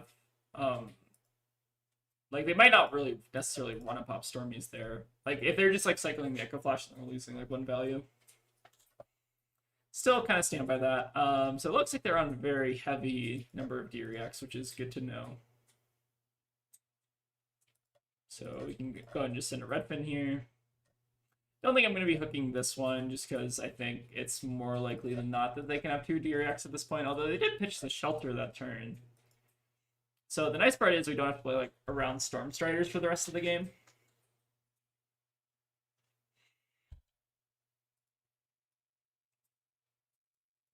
Fatigue Casilio is very interesting. I'm assuming that we're probably just gonna like roll over this deck just because they're fat decking us and like they can't necessarily block everything we're doing. Alright, cycling with Oskelio. Sure. So we should be able to race this pretty easily. It's just a question of whether or not we kind of brick at this point or they're able to have like a really good Aether Flare turn. Ooh, uplifted is kind of annoying. So we're not going to AB that one just in case there's something better to AB, although I don't think it matters at this point. We will see. Strike twice, sure. Oh, I guess we could have maybe ABing that was correct. So that we can like play around the strike twice for free. Seems kind of reasonable. We still getting like 7 damage here, which is fine. I guess there's nothing like no real on hit we necessarily have to care about there. This is kind of a sad-ish hand. Alright, I will say no blocks, or no A-being. I do feel bad for Acilio because it's taking him a while to become the top deck. Now that he is, people are sick of him. Yeah, I think that's true. I think Acilio, for what it's worth, like, I think the reason why we have a second Acilio is because Acilio started out as this very pet deck that was kind of loved by a decent portion of our community. And then it just, like, evolved into this, like, very obnoxious meta deck. So, like, that's probably why that they printed, like, a second Acilio, is because the first Acilio was, like, very beloved initially. By Not like by me, that's for sure. not by Tegan. Tegan fucking hates Acilio. I'm a day one hater. Yeah, Tegan is the day one hater. But I think like a lot of people did actually really like this hero when it came out, and I think that the limitations on the hero were very interesting at the time, and then they kind of like basically. So I'm actually really hoping that this doesn't happen to Marlon, which like Marlon and Acilio very far off, right, in terms of like play patterns. But like what I could see them doing at some point is they solve all of Marlon's problems, and then you are basically left with a deck that is like not interesting to play because all the problems that the deck is like presented with are like kind of solved. I don't think this deck will ever get to that point because it's not frankly as strong as Acilio, but I could see like a world where that could happen. Like I think that's like Acilio's like fundamental problem is that he like got all the tools and answers that he needs to like be this very competitive deck, and then like kind of just like rolled into the S tier sunset or whatever. Wait, Tegan doesn't like Acilio? Yeah. That's clearly a joke. No, I know. It's a joke. It's a very funny joke. It's a good joke. Did Marlon getting in love in Mastery Pack Warrior? We got some new tools in case like Dory or Hala ever becomes meta. Like we have the Thwart, which is kind of interesting. But other than that, not really. Aethersling is just damage. Acilio is a confused Rude Blade. I think I agree with that. Let's go and just give him the Shark. I don't think there's any on hits we necessarily have to be worried about here. Or on Surge, I guess. Whatever the kids are calling it. You can like Acilio. Like, that's not a crime, but like... Yeah, liking Acilio is not a crime, but... I'm just gonna say this. There's no accounting for taste. Yes, I think that's true. Battering Bolt, or do we want the Shallow Water? I kind of want the Shallow Water here. I think I'm also going to start just getting a little bit greedy with the hook because the game's almost over. It's Mastery Pack Warrior, not Mastery Pack Marlon. It's true. We're going to get a Mastery Pack Marlon soon. Don't you worry about it. My dad works at LSS. We do have a, Flesh and Bad, I heard that they got a spoiler card. It could be really interesting. Who knows? Yeah, who knows? It could also not be interesting, but more likely than not, it's pretty interesting. And you should watch the video when it comes out. That's true. It'll be good. It will be good. We gotta go shopping this weekend for the video stuff. We like to put a little bit of effort into the spoiler videos. Please give us Mastery Pack Ranger. It's possible. Do I want to AB this? Probably not. Oh, Kindle's annoying. I'm almost positive it's going to be Mastery Pack Ninja next. It's a lot of amping on the side. But I guess we don't have Storm Chariots to worry about, so we're just taking 7? Okay. Oh, they drew another snapback off the top? Are you fucking kidding me? Bruh. Alright, whatever. We're still winning this game, which is fine. But that is like a sick draw off a Kindle. Can't be mad. I think we're still winning this game. I hate seeing them use Kindle. It's an affront to the Kano rule. It makes me mad. It's like seeing someone going like, oh, look what I did. It's like someone taking a basketball and like, oh yeah, like isn't this cool? And they like, granny throw it from like 3 feet away and it's like, no, it's not cool. Yeah. But their deck is interesting. No, their deck is not interesting. You're not allowed to say that. Yeah, I'm not allowed to say that. Sorry, Tegan's in the room. It's not interesting. This is just verdance, basically. It's not cool. It's boring. I think I sided wrong, but I don't know. Yeah, that's between you and God opponent. Okay, let's actually look. So spoilers. Surf the Shadow Throne. Let's see what content creators are spoiling cards. So we have Arcane Games and Events, Fyendal's Cafe, Ashen Wings TCG, which you should definitely go watch his spoiler. We got some other ones. We got Lupine Fiasco, our boy. We got the Cog Crankers, who are also our locals. Very cool. And then we also got Flesh and Bad, August 27th. Be there or be square. We got a pretty cool one, I think. But yeah, it's gonna be a fun spoiler. We have some good ideas kind of brewing around. So yeah, make sure you look at the spoilers schedule. We'll try to like post. We do like the YouTube premiere thing normally. So the only problem with that is like we actually have to like make the video first, so we can't like premiere it without having a video. So we'll link that like once that's ready, and then we'll hype it up like we normally do. I also promise I will not choose like an annoying premiere. Yeah, Tegan will not choose an annoying premiere. That was just me going like, oh, this is fine, and I didn't look, and I will acknowledge that I probably should have like looked at it a bit more, but I didn't. I'm gonna go second in the hall here. Is this gonna be like the last game you think? How long have we been streaming? I don't know, it's 8 o'clock. It's 8 o'clock. Okay, I probably got like 1 or 2 more games in me if you want to go start dinner. Yeah, I'm gonna start the rice at least. Okay. We're gonna Cyber and Hala, cut the King Sharks, and then cut the Tip the Barkeep, as I think what I've been doing. And this lets us run Quiver of Abyssal Depths in case they are on like some more fatiguey variant. Still waiting for them to spoil the good Quiver expansion slot. Yeah, that's what it could be. You know, I'm not at liberty to say. Also, what is going on over there? What the? Hold on. Refresh. What? Durandal. I'm so confused. For both of you, what character on a Fab card would you like to see become a hero? We're gonna pretend like this is normal, because I guess like the cards are here. I just don't know what's going on. I think we are in the Talshar back rooms. Whoever said that is very funny. Durandal. Wait, is this like actually Durandal? Okay, interesting.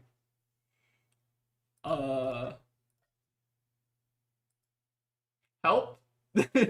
Someone call get Aegis Sworn in and check on him, make sure he's okay. I hold on. I like refreshed the page and this is still here. What's really getting me is the mark tokens being rotated. Yeah. Okay. Don't worry about it, Tegan. It's fine. All right. Here it is. Yeah, you should maybe go watch the stream. I think I'm just sitting 12 here so we can Arsenal Codex probably. This is kind of hilarious though. So for reference chat, they have Durandal, which is a card that we do not care about. They also have Refraction Bolters, Ironsong Versus, Grains of Bloodspill, and Crown of Providence.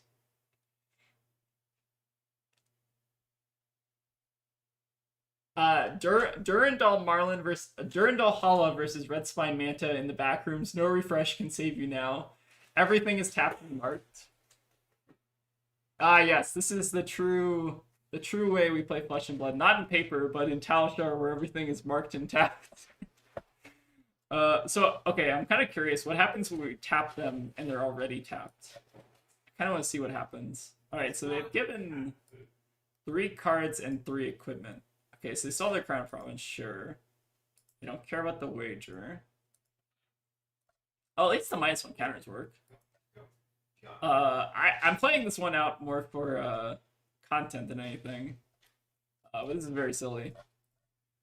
Go and give them armor here in the CNC. We could also block that turn, but I want to try to gamble for a little bit of gold. Feels like it's worth it. Oh, we do give them back the CNC, which is annoying. Do we have Shallow? No, we don't. Unfortunate, but I guess we can like also just send Bluefin potentially. CNC might be really annoying. I think I'm actually supposed to try to threaten their blue. Is this what marked cards that my judge was rambling about? This looks scary. Yeah, sorry to everyone in chat if you're scared. Hold a loved one. Let them know that, or hope that they let you know that they're safe or whatever. Okay, so we still have functionally 4 armor left to work with, and then they also have a CNC. I don't know. Things are happening on the screen, and I'm just trying to pretend like they aren't happening. At least the nice part is we can potentially grab their blues. Alright, Sharp Incline is fine, because it means they can at least play CNC this turn. Well, we draw the Ataya. Unlucky. Is what it is, though. I guess they can, like, still send 3 here. It's not incredibly compelling, but is a thing we can do. I tried spectating this game, and it's still the same thing. That's hilarious. Yeah, I don't know what's going on. This is above my pay grade. Still reds we care about, right? Target weapon attack gets +3. No. Okay, these are all weapon attacks as per usual. I'm debating whether or not I want to actually just like go off an arsenal here, since they do have the CNC that we know about. I think that's probably reasonable. We'll gamble on hitting with the trophy shot, which I think is semi-reasonable with the tie-up. I'm not going to give hook here, though, because I think a little too early in the game to give up hook, though. This is like kind of... Hold on. Okay, let me try something. What happens if I like switch off of streamer mode? Does that do anything? Nope. Okay, still streamer mode. If I go here, what if I go into caster mode? I don't know what caster mode even does. Okay, There's something that might help you. not working in caster mode either. Interesting. Oh, Are yeah. they marked? I don't know. We're wondering the same thing. Or are they all marked? All right, we got Wilson here. Oh wait, it's the token too. Yeah. It's not even like. All right, Wilson's arrived to hopefully help us here. I got another one if you need the other one. You can let that one down. Okay. No one cares about Philip. Everyone cares about Wilson. Everybody hates that guy. I don't know if I'm winning. Why are they marked? I don't know if either of us are winning in this game state. Someone It kind of works though. contact Aegosaur and say help. There's something going on. Someone page in Aegisworn, ask him what's up. There's something that's happening. I'm sorry. Wilson was blocking the screen, so I wasn't able to actually see what they were doing. That's my bad. That's standard. Standard. Standard. Alright, let's turn over our codex, and we'll keep going off an arsenal until they do something that warrants us trying to keep an arsenal. The nice part is we can kind of play around the CNC at least for a turn or two, if not more. Just keep going off an arsenal.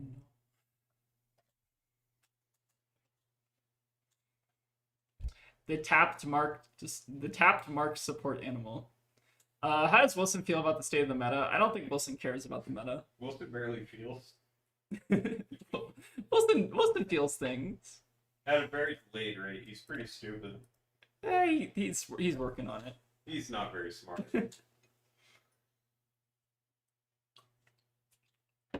All right. Yeah, I will click report bug. Thank you, chat. Here. All right. Anyway, here, someone in chat report this bug for me. I don't want to do it. Someone do it on my behalf. Give the chat the bug number. I did give the chat the bug number. Oh, cool. They have it. Oh shit. All right. I want like 10 people in chat to go post. Don't 10 people join. Someone volunteer. Someone go volunteer to post. Yeah, just say like, look at the stream. don't even give me any more context. I'm having a good time. I don't know. This is kind of funny.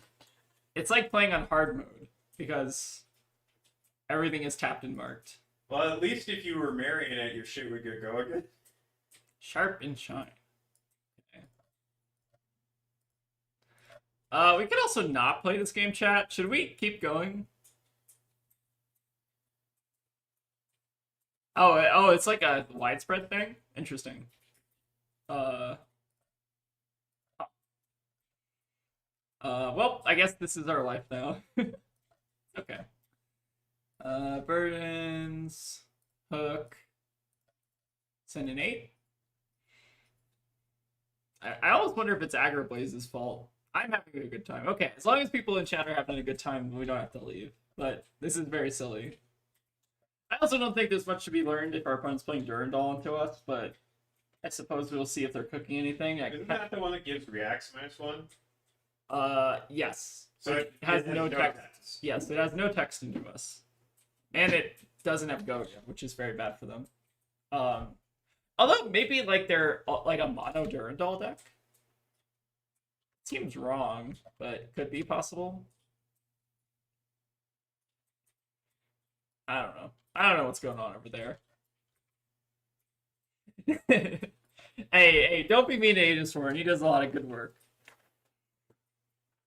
You can jokingly give him shit, but don't actually give him shit. I like what you did with the place. It's very funny. It is very funny. I do like Agent Sword though. He's a nice person. Oh, did I miss the? No. If you look at the yeah, there was no Olympia games. We're playing the better version of Olympia, which is Marlin. Sorry if I clickbaited anyone in chat. That's kind of what we do on the channel. We do have a whole other Olympia stream that you can go watch. It's a recorded one. Loving the Marlin content. I just made a post on FabReddit on some cards I want LSS to print. I would love to hear your thoughts on them. Is there... Hold on. Is there a way this person can post a link? If you are in the Flesh and Bad Discord, which you can join, let me give you a link in chat. Hold on. Let me grab that real quick. But if you join the Flesh and Bad Discord and post it, I can try to take a look after this game.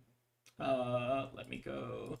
Flesh and Bad, invite to server, copy.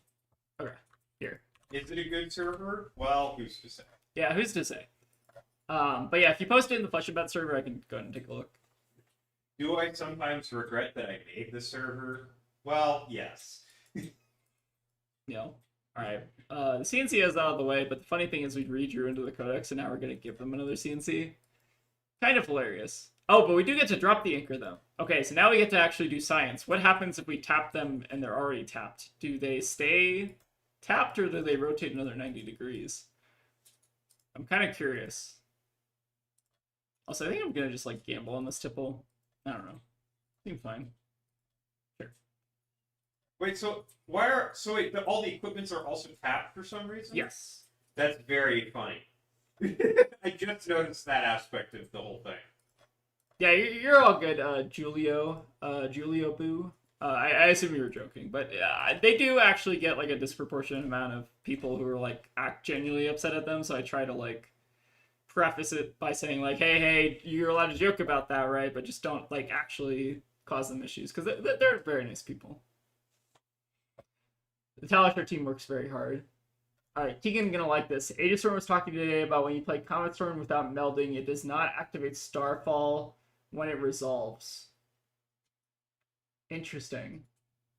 Why would I like anything about Acilia? It's a good question. I don't know. The whole thing with instance is extremely weird. Yes. Also, I think our overlay is like slightly broken. Hold on. Let me adjust that real quick. I just now noticed that. Sorry, chat, for the production quality here. I don't know if I'm fixing that or making it worse. I think I'm making it worse. Hold on, can I extend it even more? No. That also makes it worse. Alright, we got... I need to, like, actually figure out a way to, like, make this more consistent, this card thing. I do it for the fans, so yeah, you all can read a little bit easier, but sometimes this thing is a pain. I wish there was, like, a Fabric plugin that you could do. That's something, pulls it from Fabric or whatever. Well, I think the easier way to do it would be to, like, just have a big card on the screen so I don't have to do this, but... if I do that, and then extend... Is that better? Okay, that looks marginally better, although it's still, like, off-center. Whatever. Joined and posted in the Ranger channel. I will do my best to take a look after this game. But I think there's a lot of, like, interesting design space they could go with Marlin. Wilson Enjoyer. Alright, so what happens when we tap them and they're already marked and tapped? Okay, nothing happens. Fascinating. Okay, I don't get to grab their act. They're running Snatch, interesting. Okay, sure. Can block a Snatch fairly easily here. This hollow is definitely. I think this is a mono Durandal deck. Is my hypothesis. Hypotheses. My hypothesis. Which would like make sense why they're not playing the other one. Zenith played. Zenith played? Is that what it's called? That Yep. sounds like a Final Fantasy type thing. Yeah, like Buster Sword. Sounds like a Buster Sword. They should make a Buster Sword. That'd be kind of cool. I played Cloud. You play Cloud. I played Cloud. Fair enough. I feel like most people would play Cloud. Universe is good, and it's just Cloud. Alright, let me take a look at these card designs while I'm here. Alright, Ranger Channel. Flesh and Bud TCG. Okay, what do we got here? 3 cards I want Elsis to print in Marlin. Treasured Tricorn. Counts as a goal when it's destroyed, opt 1. Okay, that could be pretty cool. Sharp-Eyed Lookout. Or, Phone Executor. Hold on, I gotta go back to the game so I can read this card.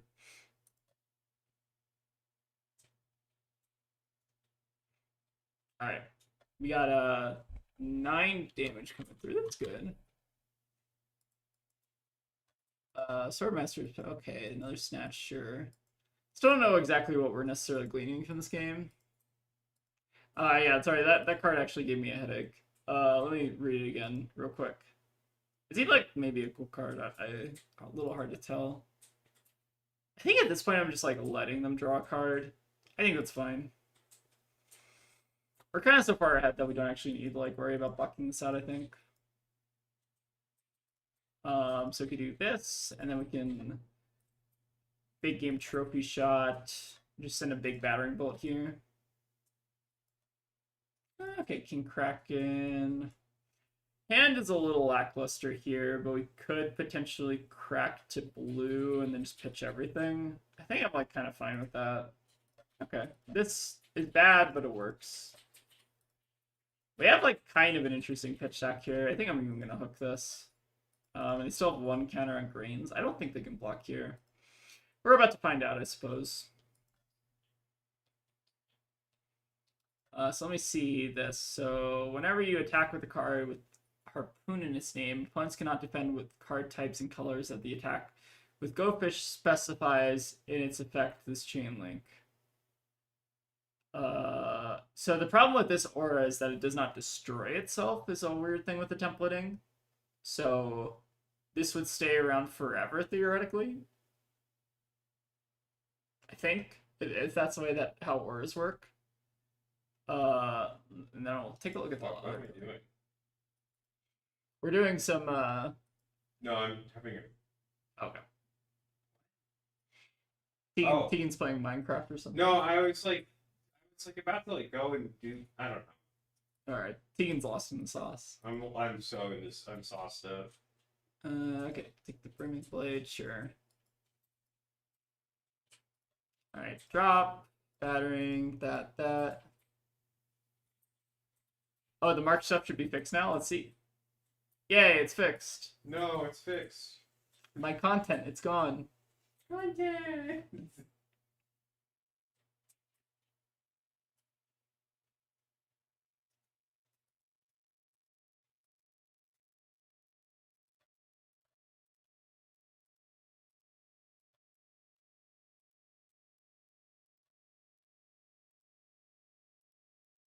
Alright, I'm just gonna crack 1,000,000 gold and hope for the best here, by the way. That works. Could even crack 2 more, but I think I'm just gonna stop here since this is like fairly good enough. Just like hook this, send in.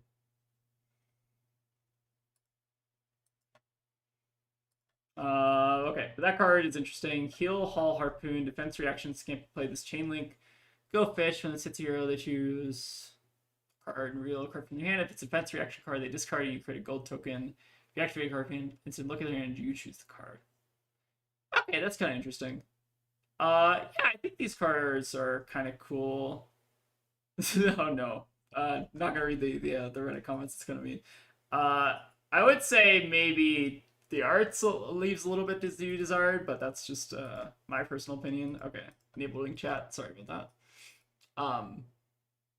But yeah, maybe like this is not to deride the person in chat. But yeah, I'm not just a fan of AI generated images in nearly any capacity, so I'm probably not the target audience for this. So yeah. Anyways, but I think like if you ignore the art, the designs are fine. Maybe a little bit interesting. I think you can definitely like work on the templating though. There's nothing like inherently wrong with like. There's definitely something there. I think, which is kind of cool. All right, I think I'm gonna go grab one last game, and then we can kind of end it on hopefully a good one. Bravo. Old Bravo. Old Bravo. What the hell? Do we want to play against Old Bravo? I don't think I do. I feel like Betsy would be like a little bit more interesting. I was in. All right, Aurora. I'm gonna go second Aurora. We want to run Trench and Hunting Hood and Quiver. And then could even run Drop the Anchor, but I think it's a little too cute. I just run it like this. So let me catch up on chat again. I like the idea on that card. Just needs to destroy itself. Probably wouldn't have go again. Yeah, something like that. I think that's like kind of close to a pretty good design. I don't know. Those designs are definitely like pretty cool though.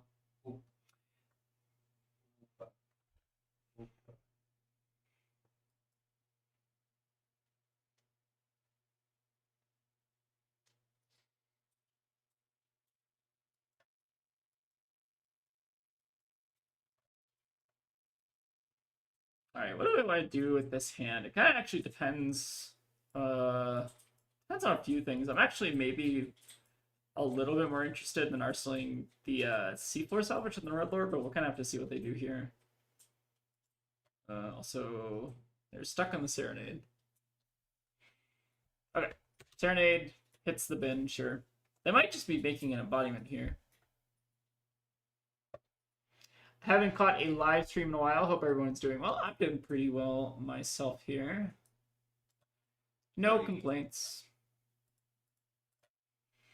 Its Red Lure is probably not going to end up doing very much, but we can at least send it as something on turn 0.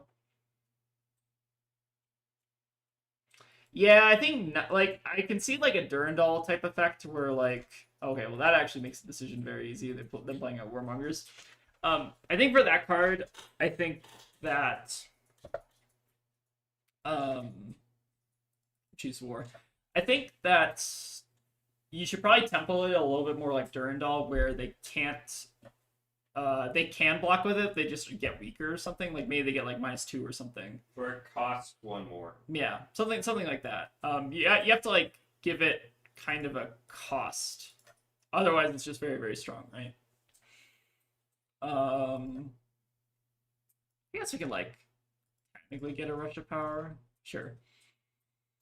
There's definitely like some tweaks you can make to those, but I think the intent is interesting. I don't know.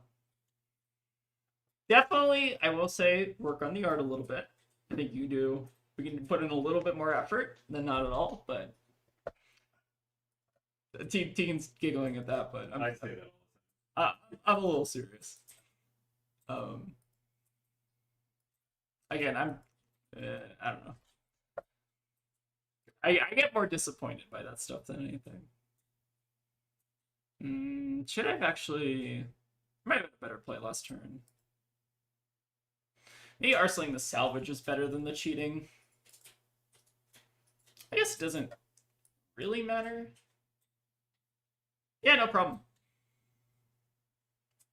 But yeah, the Aura stick around, threaten Go Fish to the opponent doesn't bring Aura Hate interaction. The problem is Aura Hate and Fab is very hard to come by. So things that destroy auras are like that aura. I think is like I'm not gonna like show the art again, but this aura like in particular, whenever you attack with the harpoon, opponents can't defend with the card, is like this sticking around for multiple turns is like very, very strong. just because aura hate is not very common, especially in a lot of heroes. So like having that as like a 3-up in your deck is very, very strong, I would say.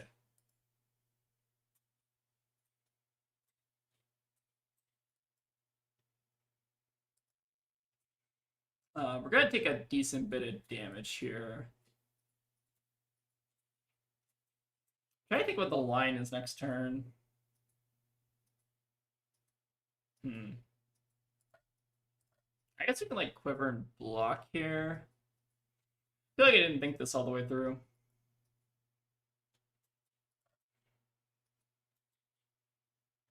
We could like salvage. It gets awkward here real fast. So we're not playing the Rush of Power, obviously. What we could consider doing is like blocking more this turn and then playing the Rush of Power. I kind of got a little bit distracted though. That's my bad. Yeah, I think it has to like break at some point. You can't just have like auras like that kind of exist around forever, I think. Or it makes it like very punishing for opponents to deal with. Let's go ahead and play the C4 salvage. We have a yellow, right? Okay. Not like mega punting this. And then this is weird, but I think we're like maybe still just sending the elephant here. Kind of have to see what we draw, but we just get to like ponder into something. That's actually might be a little bit better. Then we're at least sending like 11, which is a little bit more palatable.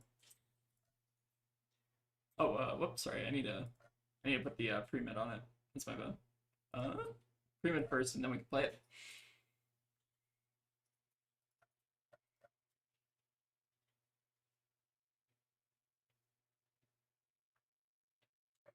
Yeah, so we can come in for like 11 here.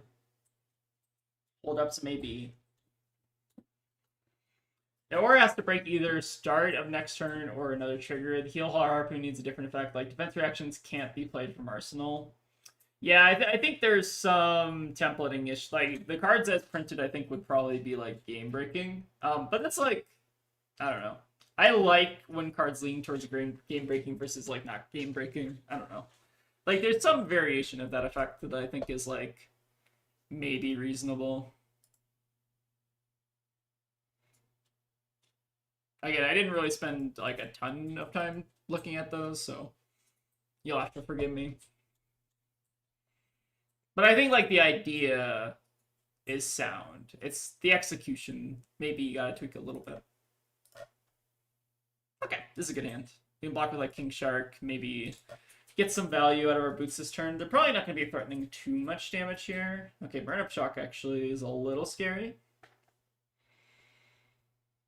You can go like the CLV route to like put a counter on each turn, break gold equal to the number of counters to keep it around, etc. That's like also a reasonable solution to that. I might be just eating the Burn Up Shock here.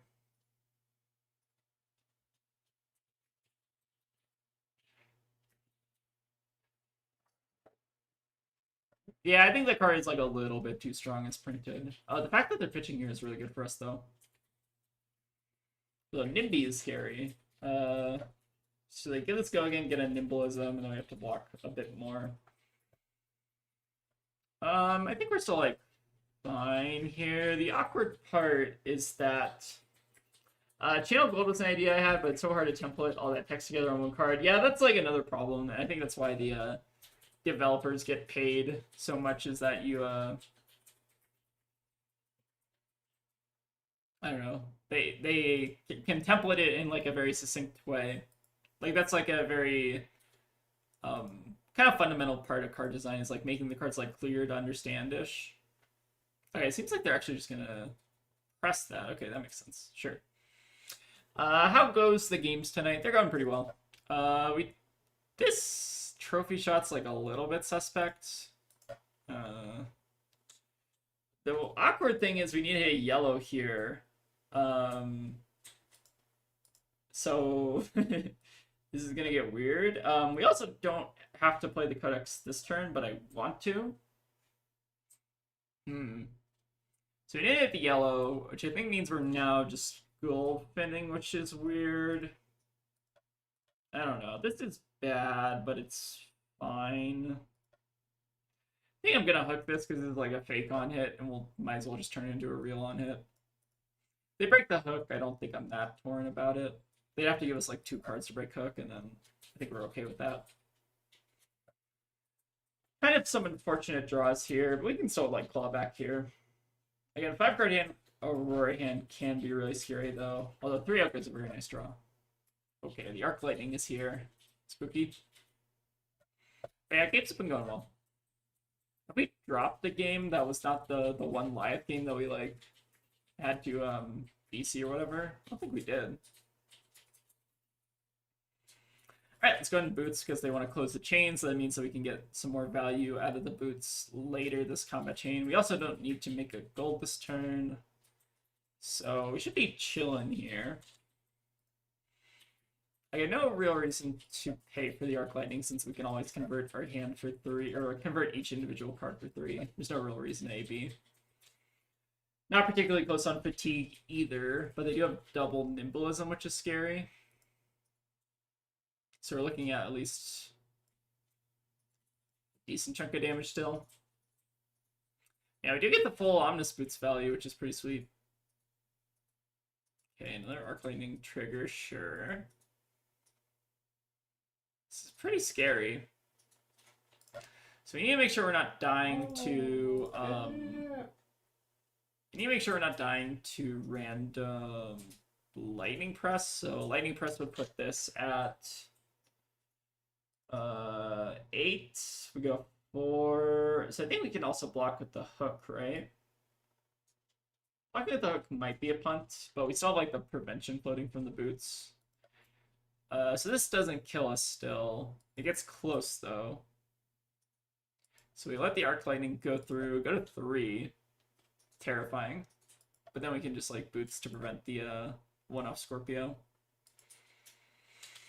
Yeah, a little bit of an unfortunate draw this game. I think we like didn't see any red harpoons, which is really awkward, and then our like trophy shot in Arsenal was also really awkward. I want to know what spicy Marlin card James White has planned. It's probably going to be something pretty sweet. I'm excited about it. Who knows? Maybe we could also have that very spicy card that is in Usurp the Shadow Throne. Who knows? Who knows? Tune in on August 27th to find out. Yeah. Be there or be square. Drawing the extra buff here makes me a little bit more confident about potentially winning this game, although I think we're still a decent ways behind. Fucking. We cannot pitch the Kraken here, though. We have to do it like this. So we could still die to, like, triple burn-up shock or something silly like that, but I think we're still, like, relatively okay here. The nice part is the Frailty turns off the Scorpio, so we don't actually have to worry about, like, using the hook this turn. Ideally. Is the new card 4 of a kind? That would be in theme with the 4-pitch gem. 5. Full house, we draw 3 cards and then we draw 2 cards. Royal Flush. Royal Flush, you draw 5 of the best cards in your deck, whatever that. If you draw 5 cards, if none are harpoons, you win the game. Exactly. That'd be a sick card, actually. I don't know. Just Okay. like, and then the flavor text is like, it's about time this like Exactly. I actually benefited from this happening. Well, wait, wouldn't you just like win that? Like, what if you just put like no attack actions in your deck? Then that's cool. That's cool. I don't know, just a dumb combo. I've been playing with Crown and Tunic for so long. New Horizons and Trench feels weird to get used to. Yeah, it does. For what it's worth, I think that it's something you can like kind of learn. It takes a little bit of getting used to, but I will say that there are some matchups where Trench is very impactful. What's up? I'm gonna start cooking. Okay, we're almost done with the game. That's cute. I'm either gonna win or I'm gonna lose. One of the two. That's the 2 things that happen. That is the 2 things that can happen. But yeah, it takes a little bit of getting used to learn New Horizons and stuff.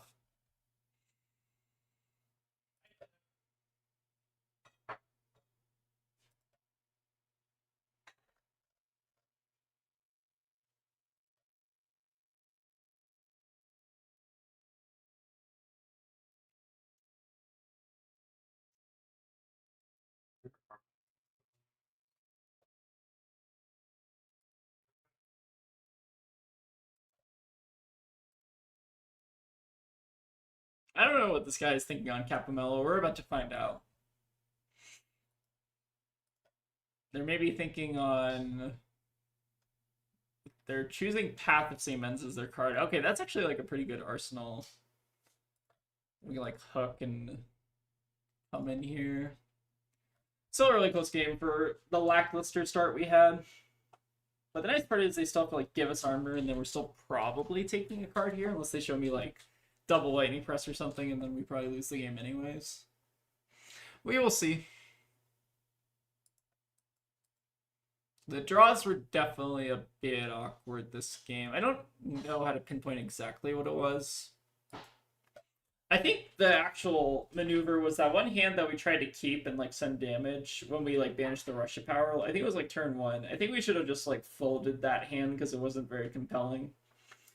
And then just like played Russia power for 3. I think that was probably the move. A harpoon that gives equipment -1 armor if a cannon was activated. That could be kind of cool.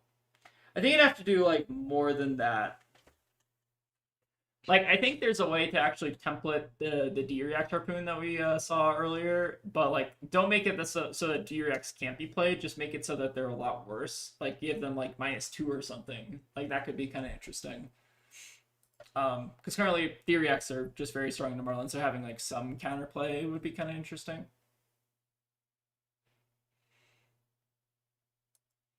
Admittedly, I did not think about the Path of St. Men's here. They're also not sinking. Interesting. What does this mean? Warmonger's burn up. Fair enough. Fuck me, I guess. Fair. Alright, this is going to be the most insane ponder of all time, don't worry. We're still not out of this, I think. So, we just need... Well, they can, like, snaps and play Warmongers anyways. Interesting. Ooh, that's a good arsenal. Alright, the deck is maybe bailing us out here. That's exciting.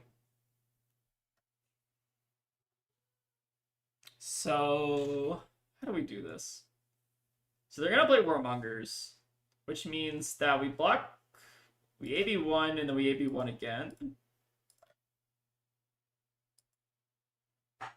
They cannot buff this notably.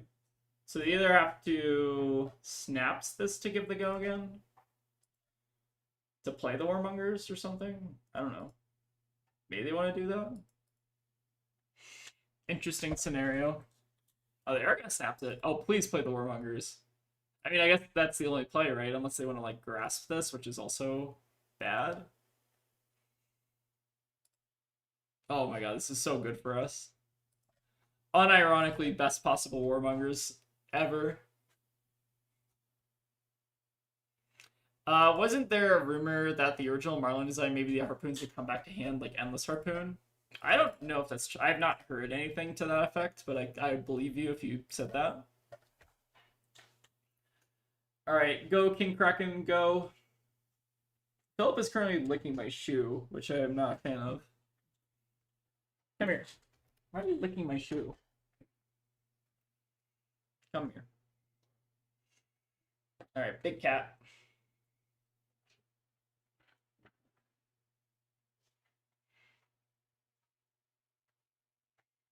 We got the other baby on the stream. But yeah, this is probably going to be the last game of tonight because I got to go eat. I have not had dinner yet, but we do have a cat, which is good. Say hi, Philip. Let's see if I can get him like up to the camera. I don't know if you can all see him. I gotta like support his head. Nope. Come on, cat.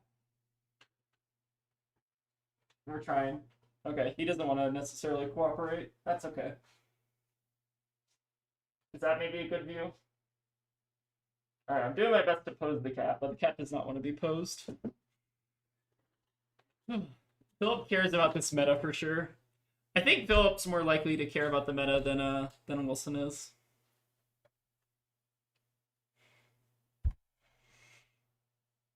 Alright, King Kraken, save me, please. Only King Kraken Harpoon can save me from this game. Draw 3 of a kind. We can also kind of get bailed out here. We do have a lot of good draws.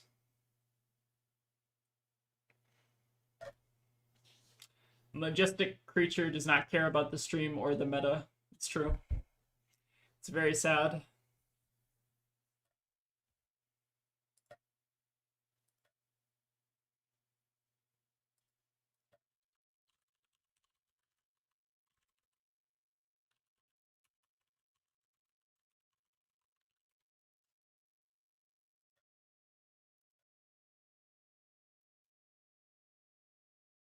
Ooh, okay, we do actually get some hits here.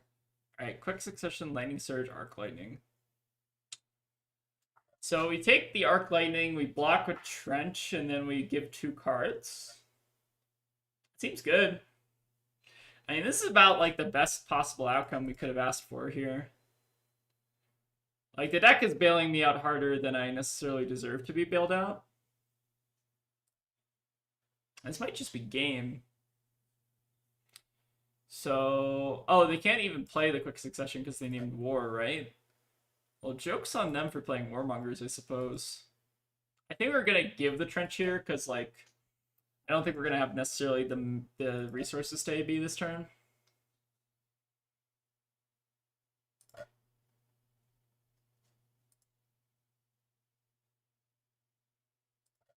All right, let's go ahead and correct some gold here. Want a trophy shot this turn, ideally, so you can just pump a Goldfin up here. It's kind of the plan. Oh my god. Why are all these yellows showing up right now? Alright, we need at least 1 blue. If we get a blue, we can win the game. If we do not get a blue, then we do not win the game. Okay, this is fine. So hopefully we survive here. They could have double sigil. Suffering would be really annoying. That would put them to, like... That would put them to 1 exactly. They definitely still have outs this game. But if they only have 1 Sigil Suffering or 1 Sink Below, then we're, like, chilling. Okay, they do not have either of those. Okay. I feel like we kind of stole that game, but that's how it goes sometimes. The Warmongers ended up being really funny for us, and it kind of like bricked them also, which is really weird. Like, I'm kind of surprised this deck is running Warmongers, but I guess it is, as they say, anyone's decision to run Warmongers. Alright, anyways, thank y'all again for watching. We're probably going to go eat dinner at this point. But yeah, pretty good games. Let me see if we can do like a little recap. What do we play against today? We did... Ignore the win rate. I've been testing some things. Okay. We won all our games on stream, which is what matters. Okay, the live game doesn't count, because that game we disconnected and we totally would have won. But we've been on a hot streak recently. We've got one of... the Fang game was off stream. That was today when I was just testing some things. But Jarl, Hala, Cilio, Hala, Aurora, not too bad. Again, it feels like Marlon's still pretty decent in the Warriors, so I'm not too concerned. I hope the new cards are Harpoon that opponent can't block with reaction and block cards. I think that would be interesting, or like some way to like discount or the amount of block that they get, or like make it a little bit worse. But yeah, lots of interesting design space for Marlon. I think that there's definitely going to be probably a cool new card on the horizon that we can maybe swap out the battering bolt for, or like some of the other tech in the sideboard. But yeah, thanks for stopping by the stream. I hope you all enjoyed, and I'm gonna go eat dinner. Well, I think we're gonna do some katsu on Wednesday. I don't know if that's gonna be a stream or a video, but I'll decide at some point. But yeah, if you're interested in katsu gaming, we'll probably do that, and then I kind of want to also do some more Marlon later this week, but we'll see. But yeah, thanks all for stopping by, and I will see you all next time. Later.